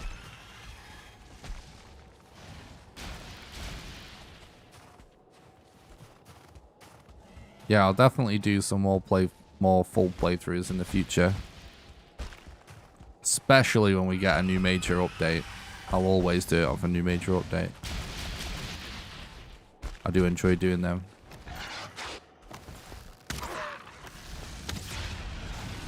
Oh, I didn't have enough stamina to roll. Yikes. Well, Gucci though.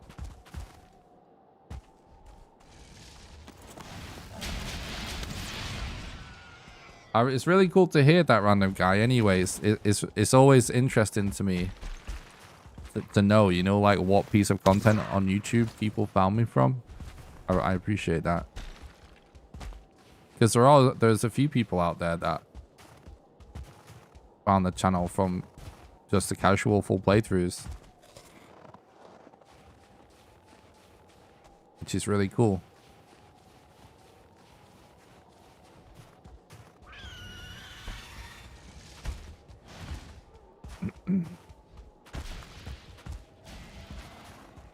I'm really excited about that. Oh, you know what I keep forgetting? Is we should read the blog post about the mountain dungeons on stream and clip it and post it as a news video, because that's usually what I do with the blog posts. But we've not done it yet for that one.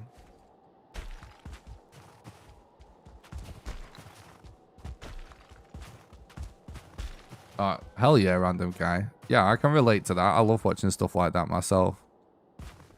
I tried to do stuff that I like to watch, you know what I mean? Across the board.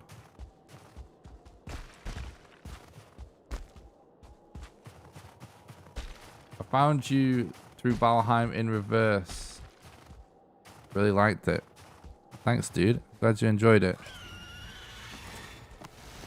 We're doing something like that again soon as well.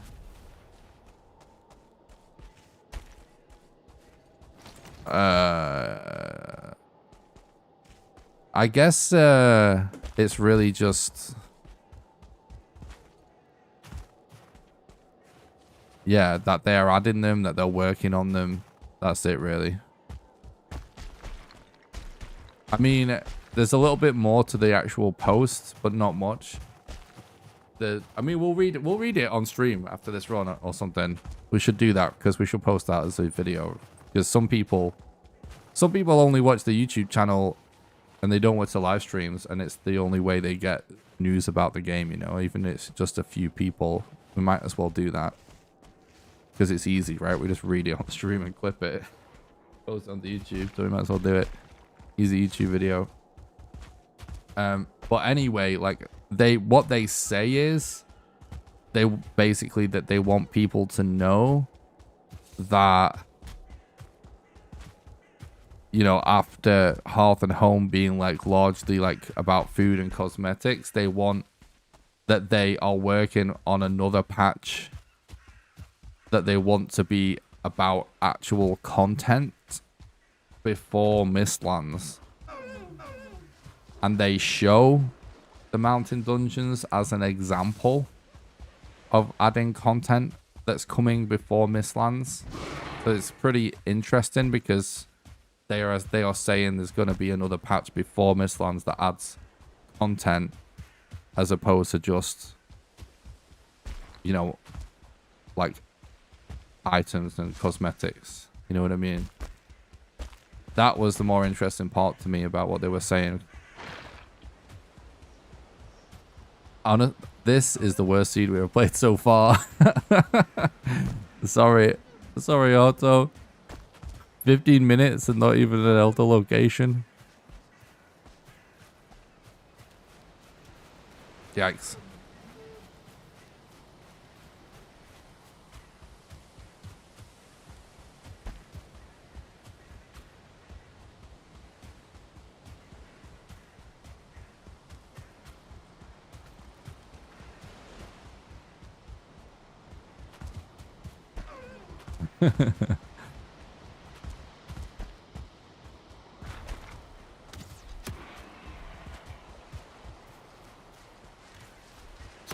Everything is east. I used to always feel like east was a really good direction on speedruns for the longest time. You know what? It looks like there's a pretty decently sized swamp over there. Oh my god! A maypole.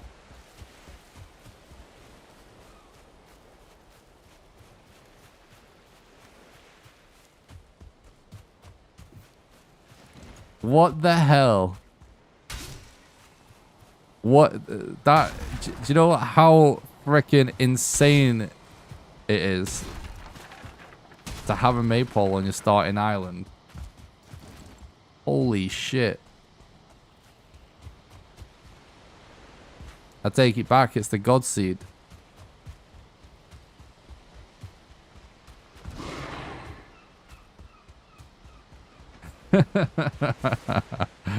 That's true, Otto. I see Black Forest over there, actually. We just go there.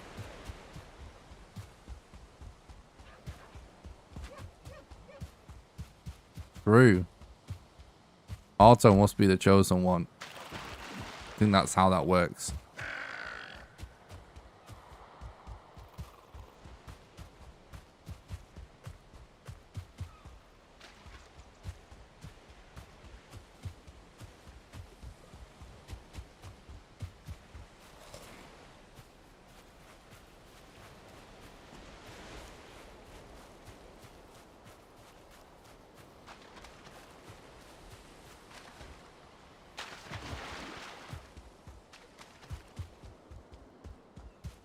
That's awesome, random guy. Yeah, that is rare. The maypole thing. In fact, I've not checked the world gen on the map generator for a while, but like I don't think they've changed it. Like to my knowledge, like you know, there's certain things in the game, right? Some stuff that's rarer than other things, but like most stuff, like. There's always a chance you get it, though. You know what I mean? Like, it's always there. But the maypole is one of them things that actually most worlds can straight up just not have them. I forget. I used to know the actual odds because I tested it. Because I did a playthrough on YouTube where I was trying to craft every item and fully upgrade it, which took forever. And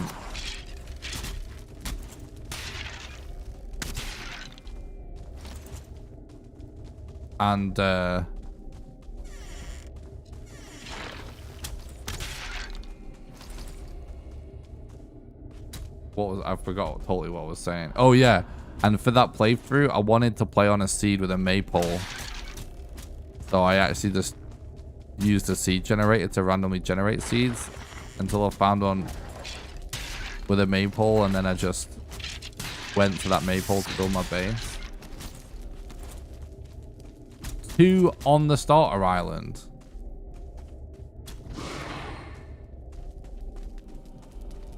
Is it actually both of them are on there. Is that what you're saying? That is, if that's true, that is absolutely insane.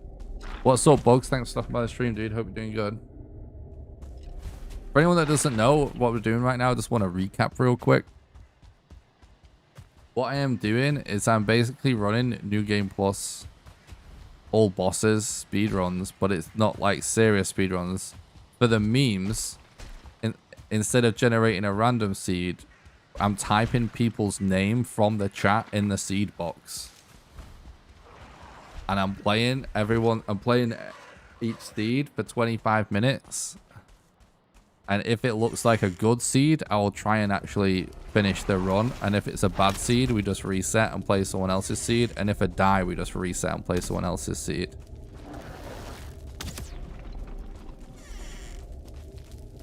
Both maples on the starter.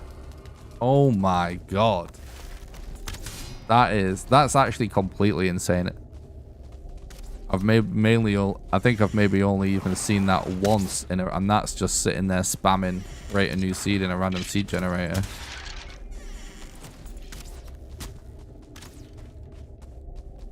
That's insane, dude. The odds of getting that naturally without using the seed generator are absolutely bonkers.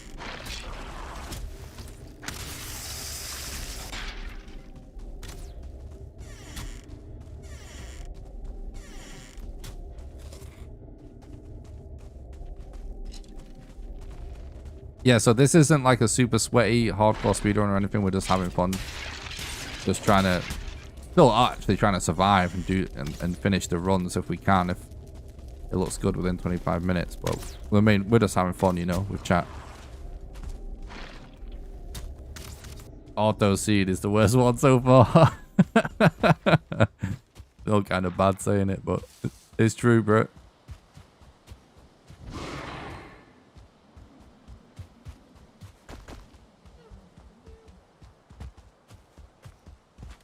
Man, this started out so good when we started speedrunning people's names. People had some good seeds in the beginning, I feel like. We can't even find the Elder.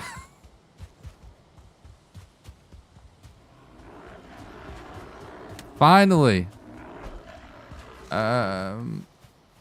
Okay, bro.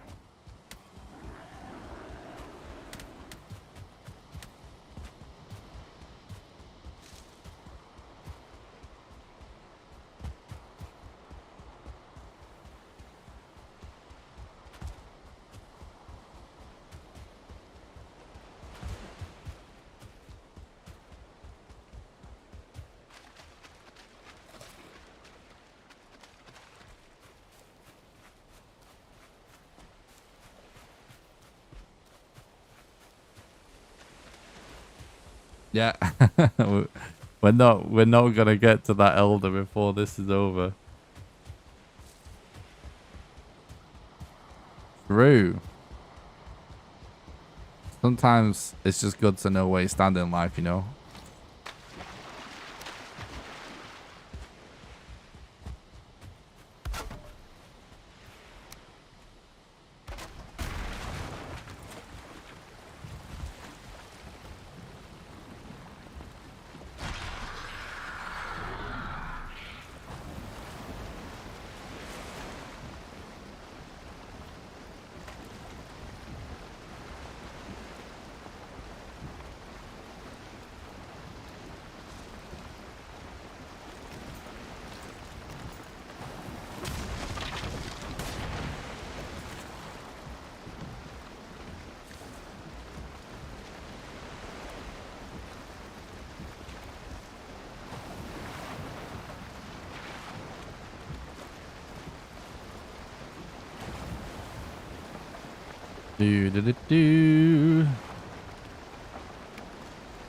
New ice caves did not get interesting. We'll read that blog post after this.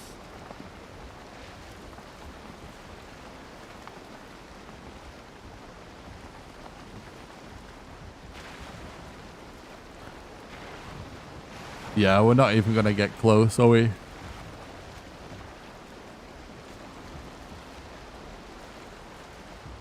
Alright, GG Auto. I mean, I know where to quit. before 25 minutes, but I'm sure you'll understand because there's only 30 seconds left.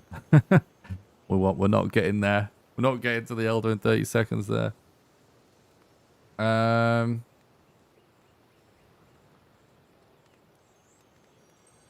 So, what's up, Dory? Thanks for stopping by. Hope you're doing good. Yeah, let's actually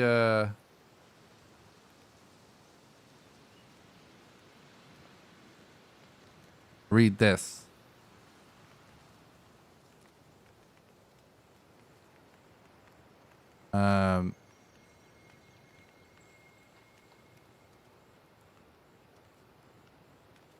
Can we actually go to the blog page for this?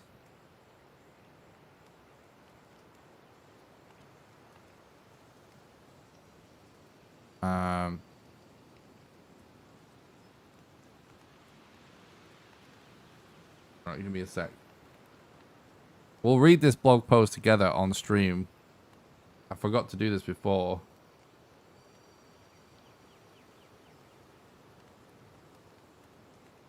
I should have done this when it came out. Oh, that's awesome, random guy. It's awesome, dude.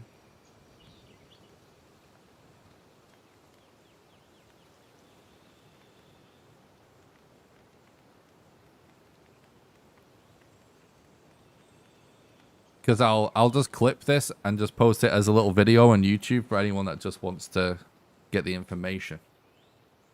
So are you guys ready for just a spontaneous YouTube video recording? And we can discuss it a little bit.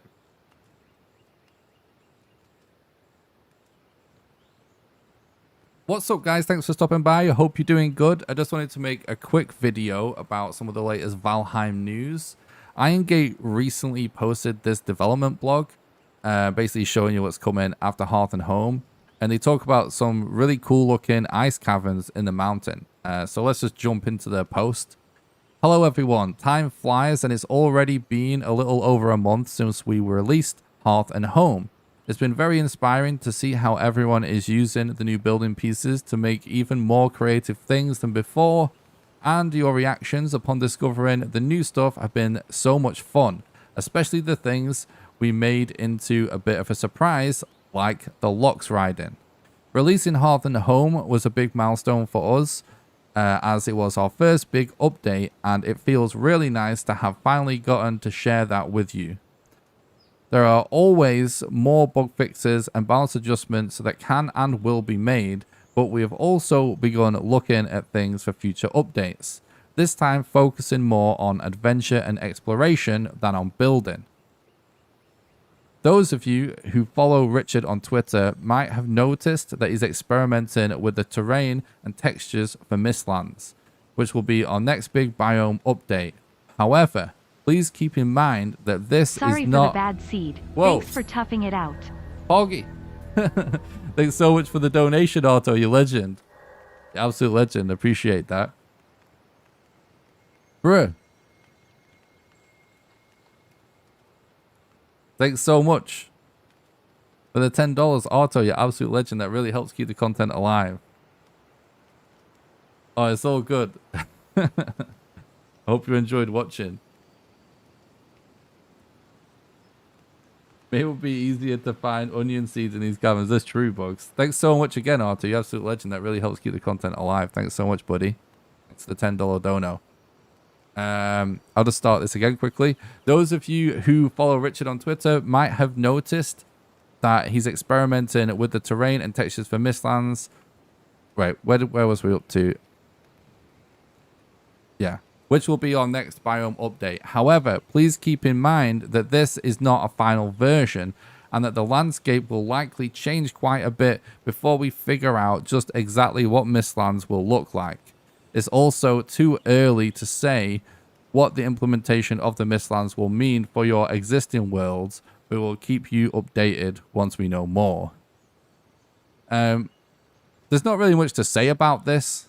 It's kind of interesting to me how much different this little image is. I will put a link in the description as well to the actual articles, so you guys can actually take a look at these images for yourself. But I do think it's actually interesting how different this is to the existing Mistlands. Obviously, this is probably not what it's going to look like. They're kind of clarifying that they're still experimenting and still working on it, right? But what I mean is, I kind of was under the impression that Mistlands was kind of going to look like what it looks like now, but they were just going to add to it. This would make it seem like, at least, they're actually not going to do that, and that what Mistlands is going to look like is going to dramatically change, which actually really excites me, because, you know, it would be cool if they just release a Mistlands update and they do just add to the existing thing. That, like, I am fine with that, but it'll be even more fun if it looks completely different, because then it's just more of a surprise and it's not something we've already seen a million times. You know what I mean? So that's cool. Hope it's kind of like marshlands. Yeah, true. It could be cool. While the groundwork for the Mistlands is being done, some of us are having a look at smaller updates. A biome update I'll start that again. A biome update takes quite a bit. Oh my god, why can't I read chat? A biome update takes quite a while to develop. And like we've mentioned before, we also want to offer you some smaller updates before that. Currently, our dungeon master, Eric, is teaming up with the art department to work on something to make the mountains a bit more interesting, especially for those of you who love to explore new places. This is no final version. Oh, sorry. There is no final version of what this will look like yet either, but we thought we'd show you some concept art to convey the general feeling. So, obviously, concept art is never actually what the final thing looks like. It's just kind of a way to... it's a way for artists to... Artists will make something that captures the vibe of the area, the sort of general feel of the area that the designers want it to have. And then that gets given to people to actually make that real, so it won't actually necessarily look exactly like this. Having said that, the vibe of these images looks really cool. They look like really cozy little caves.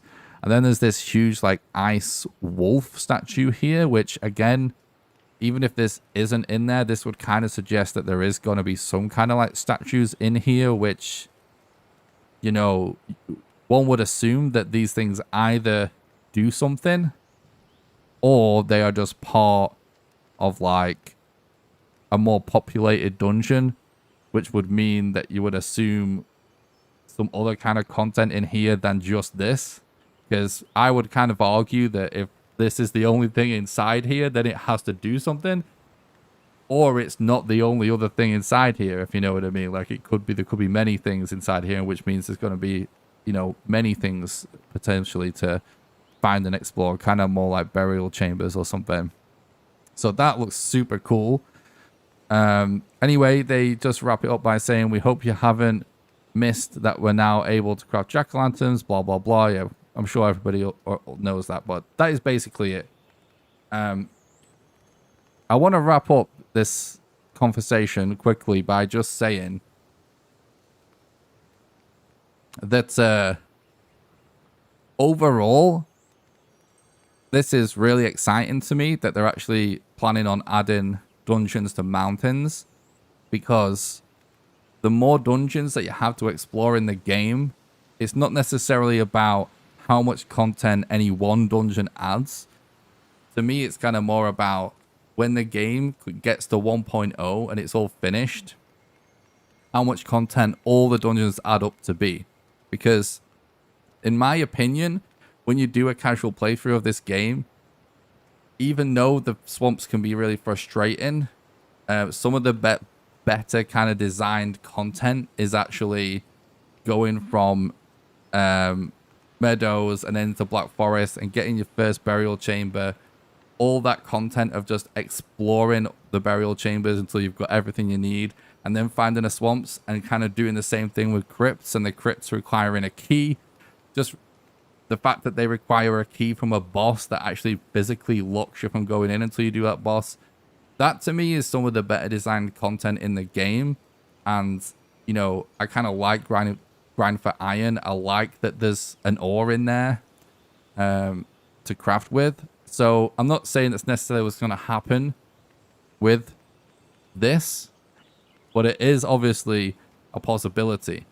And, you know, if every biome in Valheim had dungeons, that would actually be quite a lot of content. And content is really what many of us want from this game. So anyway, I think this is really awesome. It sounds really cool. And the other thing to note as well before I go is actually that for anybody that doesn't know, this does confirm that there's going to be an update coming before Mistlands that is actually content and not just cosmetics and food and new items. So that in itself is exciting because that means that we can expect some cool new content much sooner. But anyway, that's just about going to do it for this video, guys. If you enjoyed it, don't forget to leave a like and a nice positive comment and subscribe for future content. I hope you enjoyed this video. Until next time, have a good one. That'll do. We can edit that. Big boy Fenring, maybe. True. True. All right, let's get back to the game. Let's get back to the game. Whoa, whoa, whoa, whoa.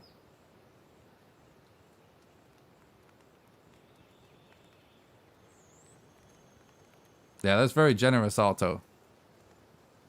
Thanks so much for that $10, bro. Does actually make a big difference to me. All right, guys.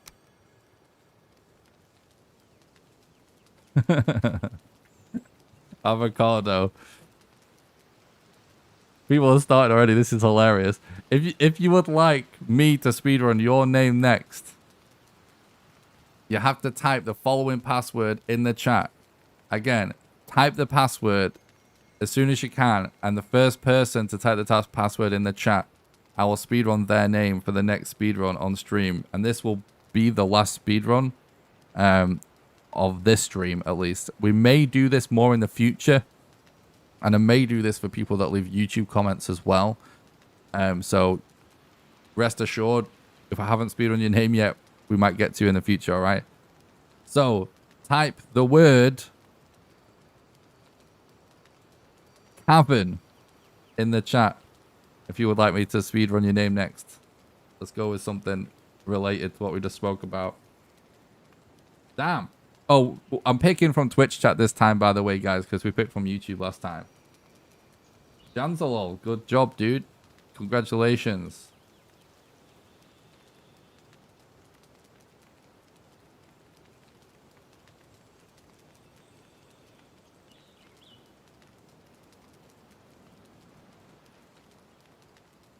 All right, let's go.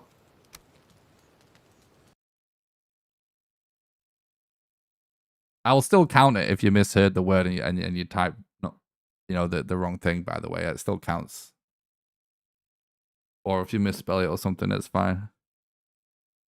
It does cabin. I still would have counted it if you were first. Don't worry. Yeah, chat pointed out to me last night that I should switch between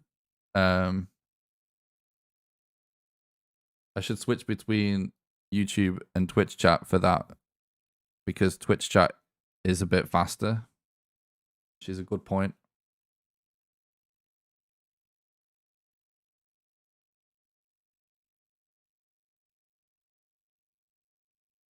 It's worth saying as well, like, if people think sometimes words sound weird, there is this room that I'm streaming is actually relatively noisy, and I do a load of stuff to the microphone to make it sound as good as it does. That sometimes might make certain words sound differently to what I am actually saying. 99.9% of the time, it is completely fine, and you can tell what I'm saying, but the occasional word might sound a bit different. Just for full disclosure, chat. But it's because I've got 2 air-cooled PCs in a tiny room. And I live by a main road. Not like the most optimal sound stage.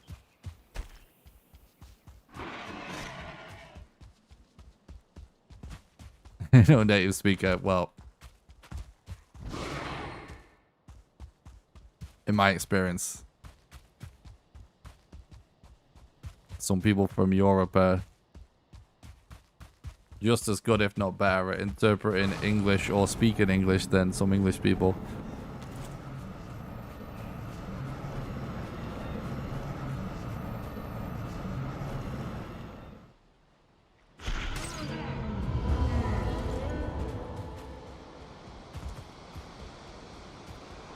True, Kooky.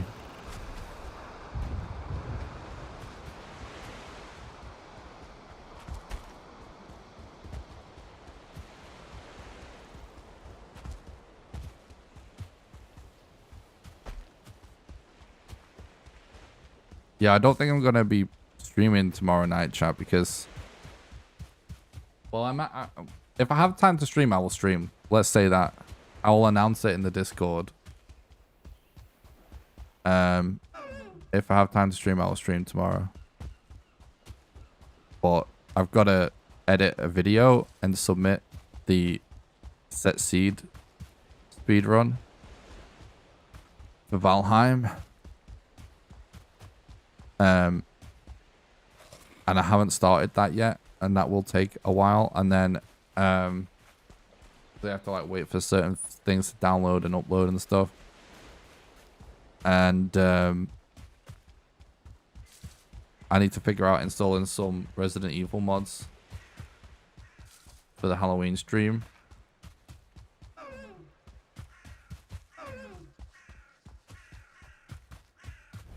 So what I will probably do is try and I will probably release the actual speedrun video, the set seed speedrun video, tomorrow, so you at least have a video to watch.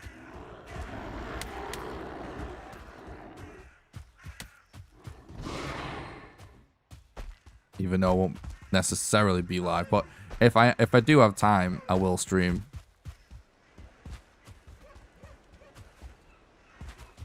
True, Seth.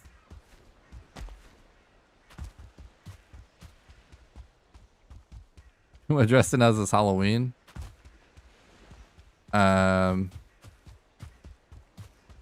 Just some English dude.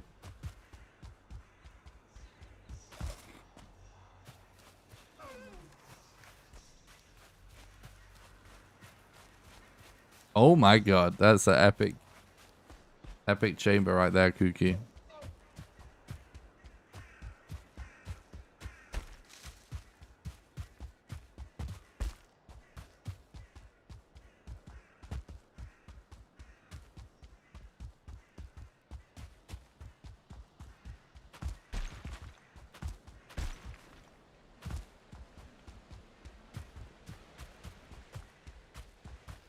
I hear a lot of crows, but I'm not seeing much. Some bloke. Yeah, exactly.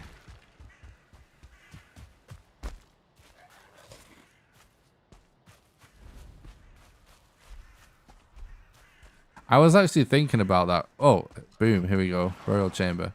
I was thinking about that as well, Kooky, because like I was looking at those ice caverns in the mountains that they're working on. I was thinking it'd be so cozy to build a little place in there.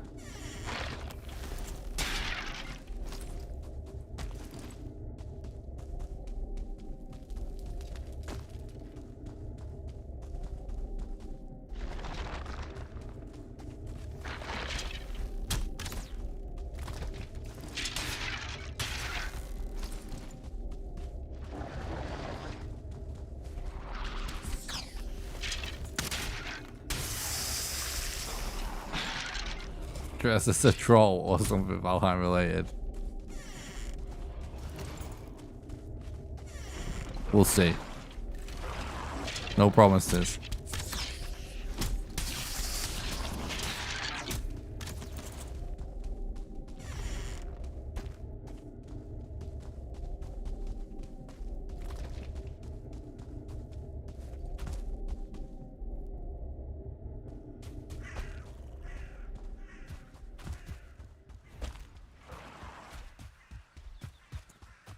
I have seen like some of the Valheim cosplay stuff, and thought that it actually would be kind of funny to do, like for the memes one day.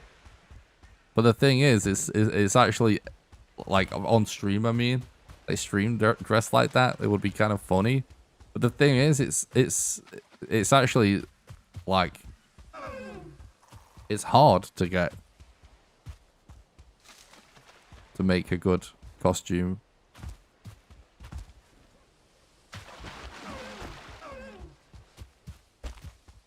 Is that a planes over there? What the flip am I even looking at? Just a huge flat. No, yeah, it's a huge meadow area.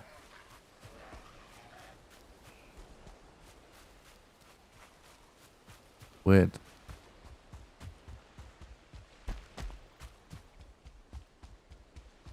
The locks from the trader.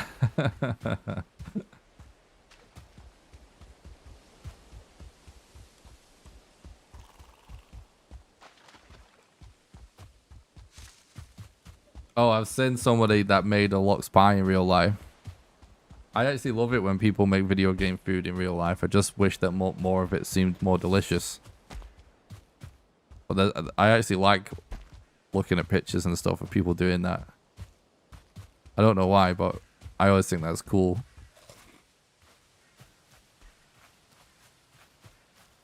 Don't know if anyone remembers this, but when Final Fantasy 15 came out, the food in the game was like pretty detailed, if I remember rightly, and the food was like such a part of the game. You know what I mean? And so it became a thing that people would make Final Fantasy 15 food at that time. They do make a lot of food from Harry Potter.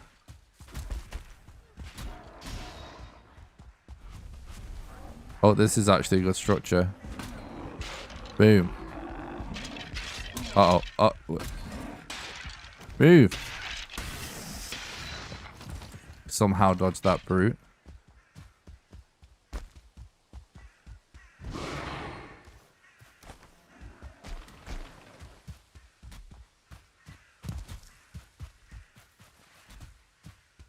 Yeah, in Japan they have like loads of stuff.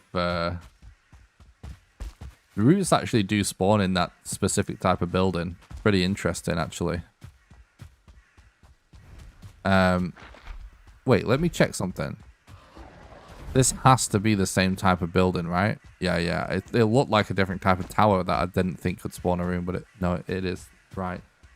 In Japan, there's a lot of like video game cafes and stuff. I'm sure you guys have seen like the pictures. But they actually have like a Capcom one, I think. Because I've seen pictures where they sell like a Resident Evil meal. Where you can actually get like T-Virus, some kind of T-Virus drink. And there's like pancakes with like jam or something where you get like this big syringe full of sauce. That looks like blood. Like it's kind of hilarious.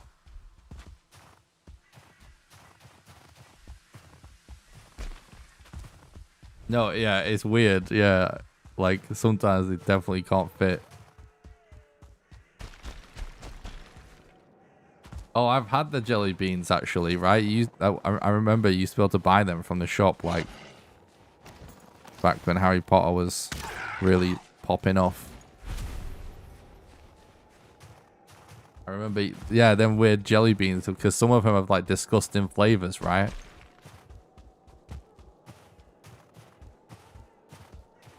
Oh yeah, it's so epic. It's so I actually love just like looking at Google images of the different video game cafes and stuff. There's multiple Pokemon ones, I think, or is it at least one? But I think there's multiple.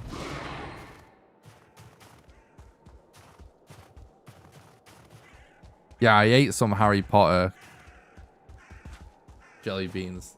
This was like when I was a kid after I read the first couple of books or something. So this was like really back in the day, but I remember them actually. Yeah, the earwax and vomit ones, yeah. Exactly.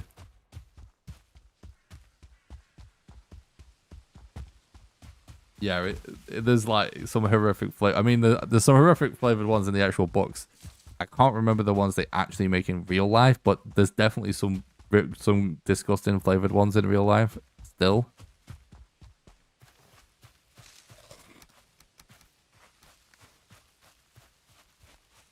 But yeah, there's like a Pokemon cafe where they sell like different muffins and stuff that are they're actually made into the shape of different Pokemon and decorated to look like them and stuff. They sell like cappuccinos where, you know, people do like artwork in the top of a cappuccino, but they'll do like they'll draw Pokemon on them and stuff.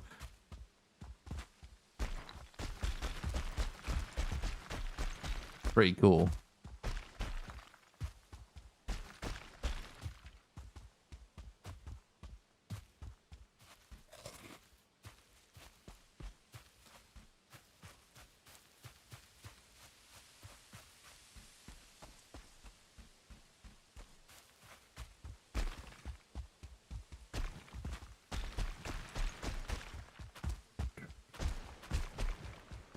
Well, it's not the worst seed we've had so far.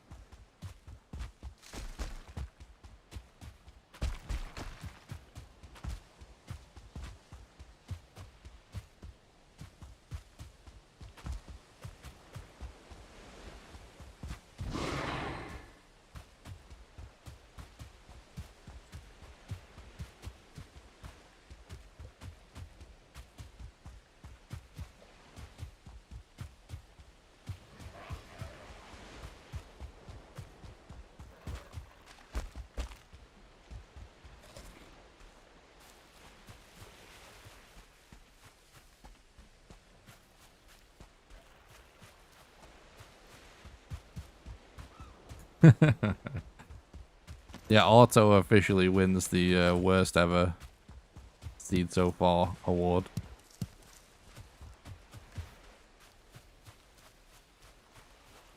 Oh, I used already a stack. I was thinking, how do I have space for a mushroom? I actually used quite a lot of potions.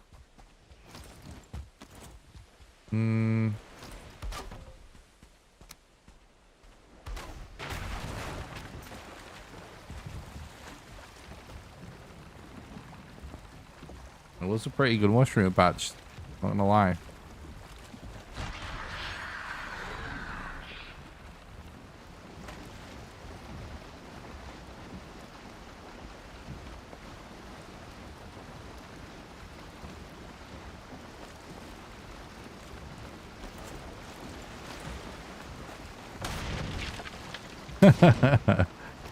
Hell yeah.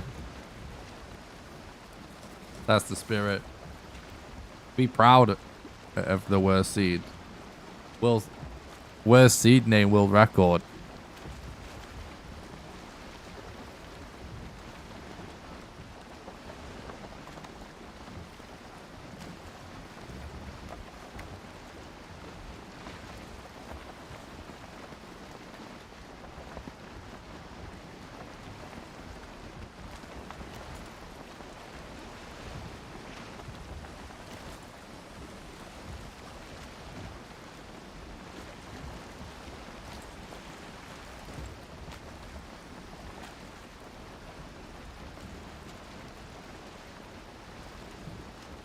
True.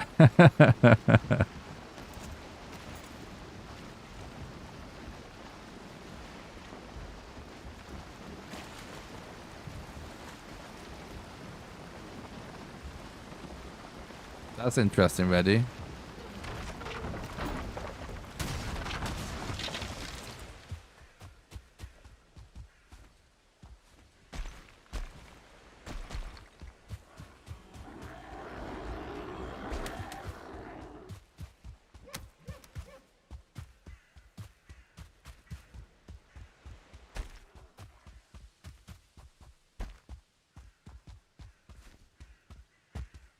Oh, frost giants would be so cool.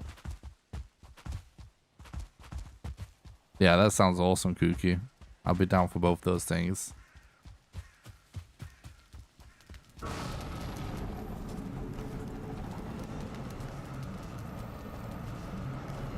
Oh, really?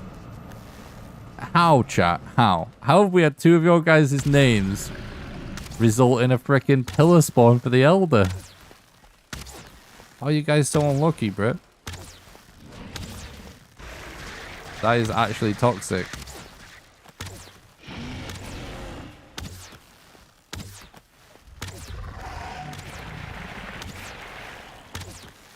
I'm trying to bait him to move a bit.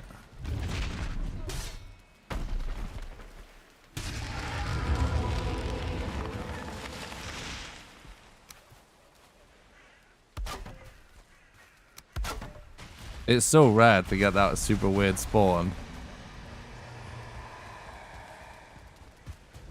I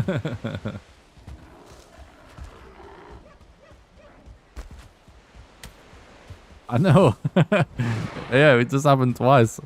It's so funny.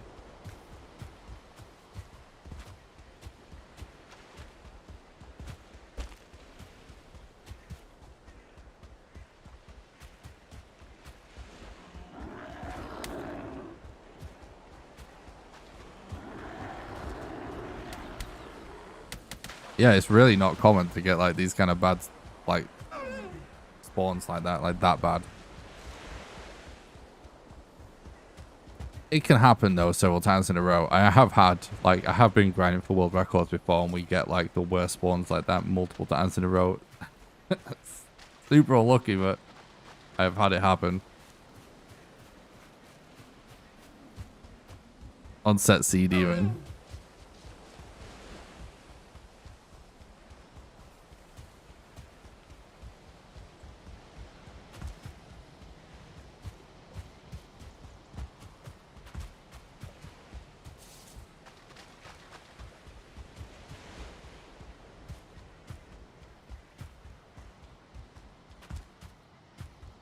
Found a trader.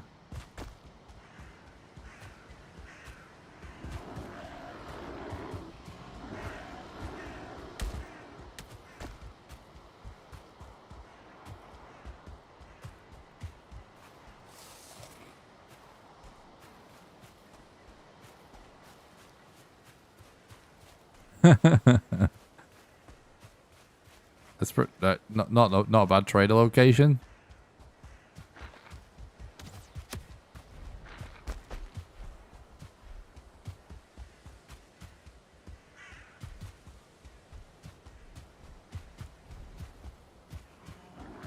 It's a lot of black forest. It's epic if you wanna, if you love farming a lot of bronze. To be fair.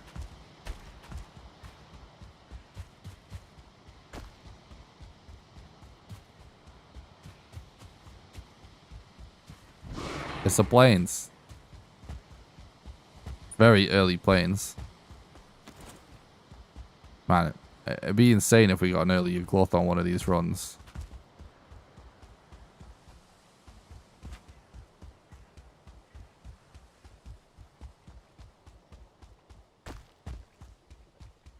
Do you kind of feel like when you have less than 100 HP, it's worth just always having the bow out now, even on a speed run? We're only losing like 5% movement speed. It's not a deal breaker if you're only doing it in one biome, but it makes such a big difference. Especially like the AI of the Desquitos, they used to like, so you can outrun them, right? But you run out of stamina. That's the problem. But the way it used to work is if you just outrun them for a certain amount of time, the AI would sort of reset and it would turn around for a second and then start coming after you again after that. And that gave you a little bit of breathing room to quickly equip a bow or something. Or recover some stamina. But they don't do that now.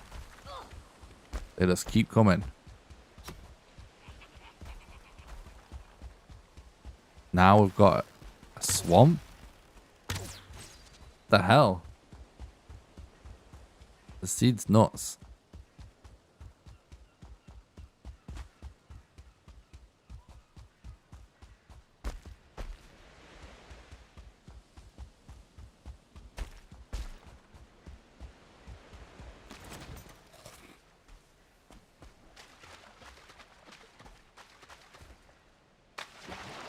So misty.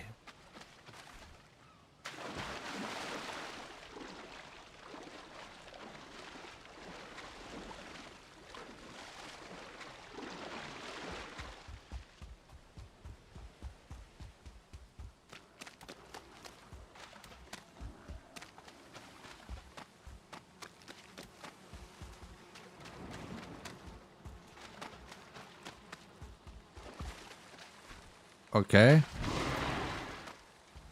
Well, this is so weird, but yeah, it's not that bad right now so far if we actually get a decent bone mass location.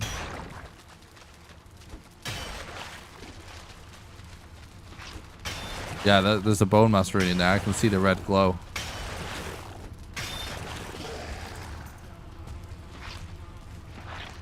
Oh, please tell me I placed a... Well, I didn't place a portal at the right place. Is this a random seed? What? This is not serious speedruns, bro. We are, I'm speedrunning people's names from the chat. So, this is Janzalol? The seed Janzalol? Like the guy from chat, Janzalol? That's the seed. It is a random seed in the sense that I have no idea where I'm going. Because I'm not looking up people's names. But yeah, it's not like official RSG run or anything because we are typing in the seed box, so it's technically classed as a set seed run. So it won't be a good set seed time.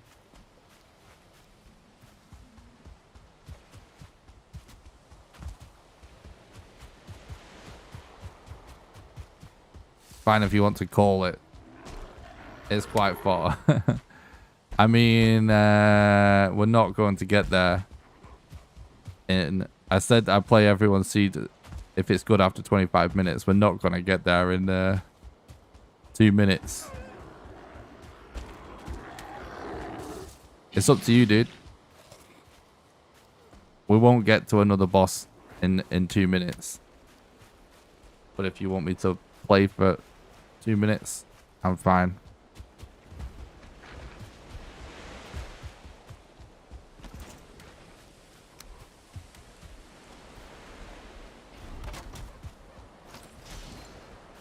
All right. Let's call it then because it is not possible. Unlucky, Jansalot.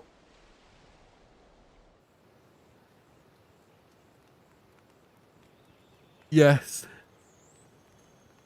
There is co-op categories. We do have some world records from before Hearth and Home.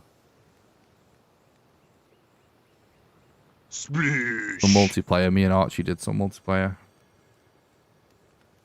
Multiplayer is its own separate category with all the standard subcategories. If you go to the link in the description to speedrun.com/Valheim, you can find that. GG's, guys. Thanks a lot for watching. I hope you enjoyed today's stream. This is actually really fun because, do you know the #1 reason I'm actually enjoying doing this with you guys?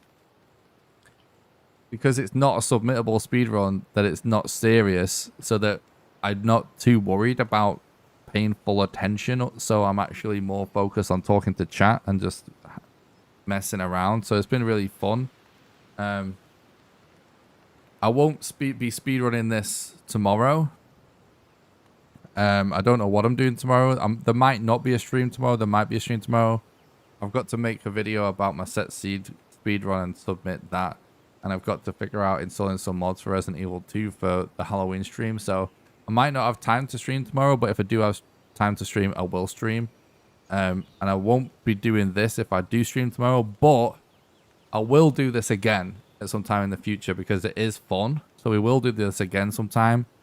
And I plan to eventually edit together all the footage of us doing this to make some video. And then we might even do it where I speedrun people that leave the YouTube comments as well. So I will do this again in the future.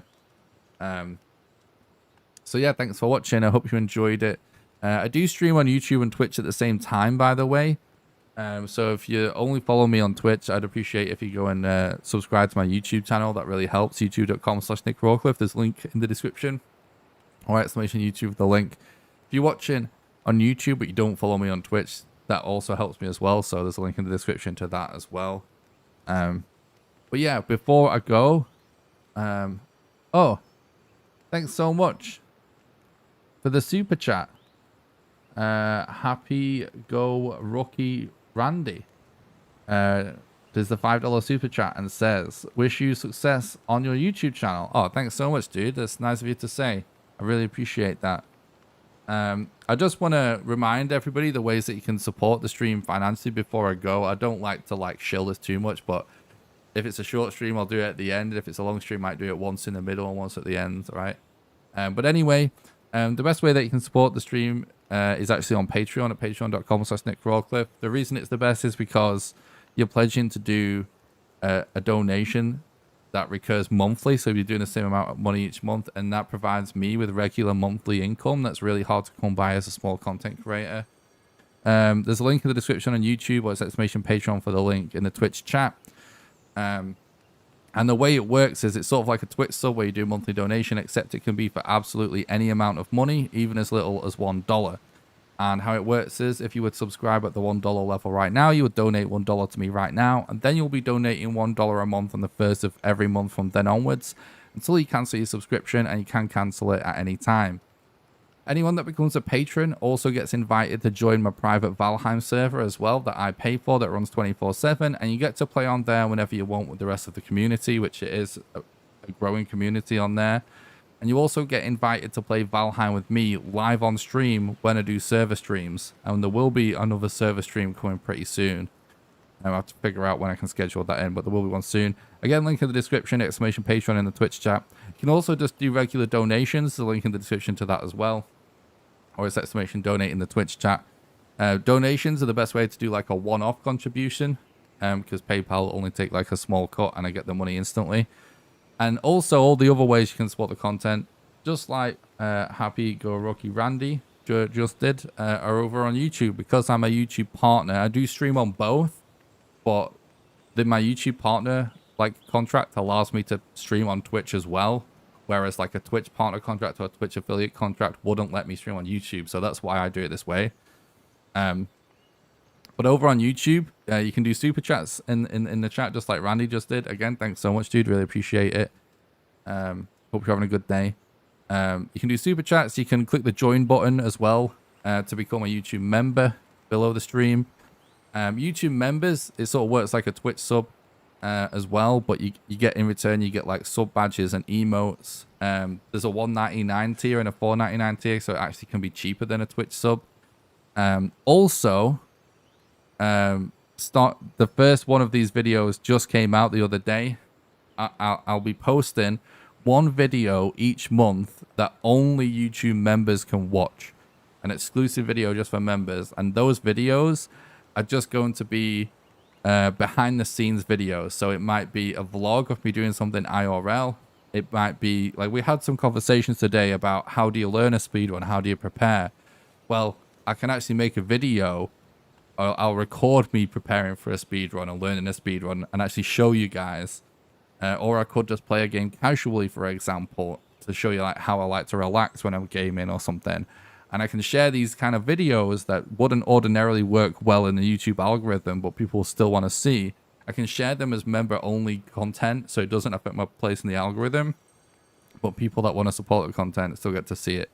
So there'll be one of those videos coming out each month. The first one is up right now, and it is a vlog of me going to get and eating proper English fish and chips. And this was just for a joke because chat requested that the first one be me in fish and chips for some super weird reason. So I had to go through the weird process of figuring out how to film and make that video, which was an experience. So that video is actually up right now. So you can become a member to watch that content and get emotes and stuff by clicking the join button. Or there's a link in the description as well. And if you're watching on Twitch and you want to become a member, do exclamation member and it will give you a link. Join buttons all over the channel though, you can't miss it. And that's all the ways you can support financially that keeps the content alive. Also, don't forget to join the Discord. It's the #1 best way to make sure you don't miss any live streams or videos. There's a link in the description to that. Or it's ! Discord in the Twitch chat. And if you do want to follow me on any social media or anything, I've started putting links in the description to that as well, so you can check that out there. That's going to about do it for today, guys. I hope you enjoyed today's stream. This was super fun for me. Thanks so much to everybody who supported today with the donations and super chats. Really appreciate that. Thanks again, Randy. Thanks again, Alto. Appreciate that, guys. Like I said, tomorrow I've got to make a video and submit a speedrun and figure out installing some mods for different projects I'm doing on Halloween. So I might not have time to be live, but if I do have time to be live, I will. But just to let you know, there might not be a stream tomorrow. I will announce in the Discord. This is why the Discord's good to join, because I give people updates about what I'm doing content-wise in the Discord sometimes that I don't give anywhere else. So thanks a lot for watching, everyone. I hope you have a great night. And if I don't see you guys tomorrow, I'll see you guys very soon for some more Valheim and some more gaming content. Thanks a lot for watching, guys. Have a good one. Bye.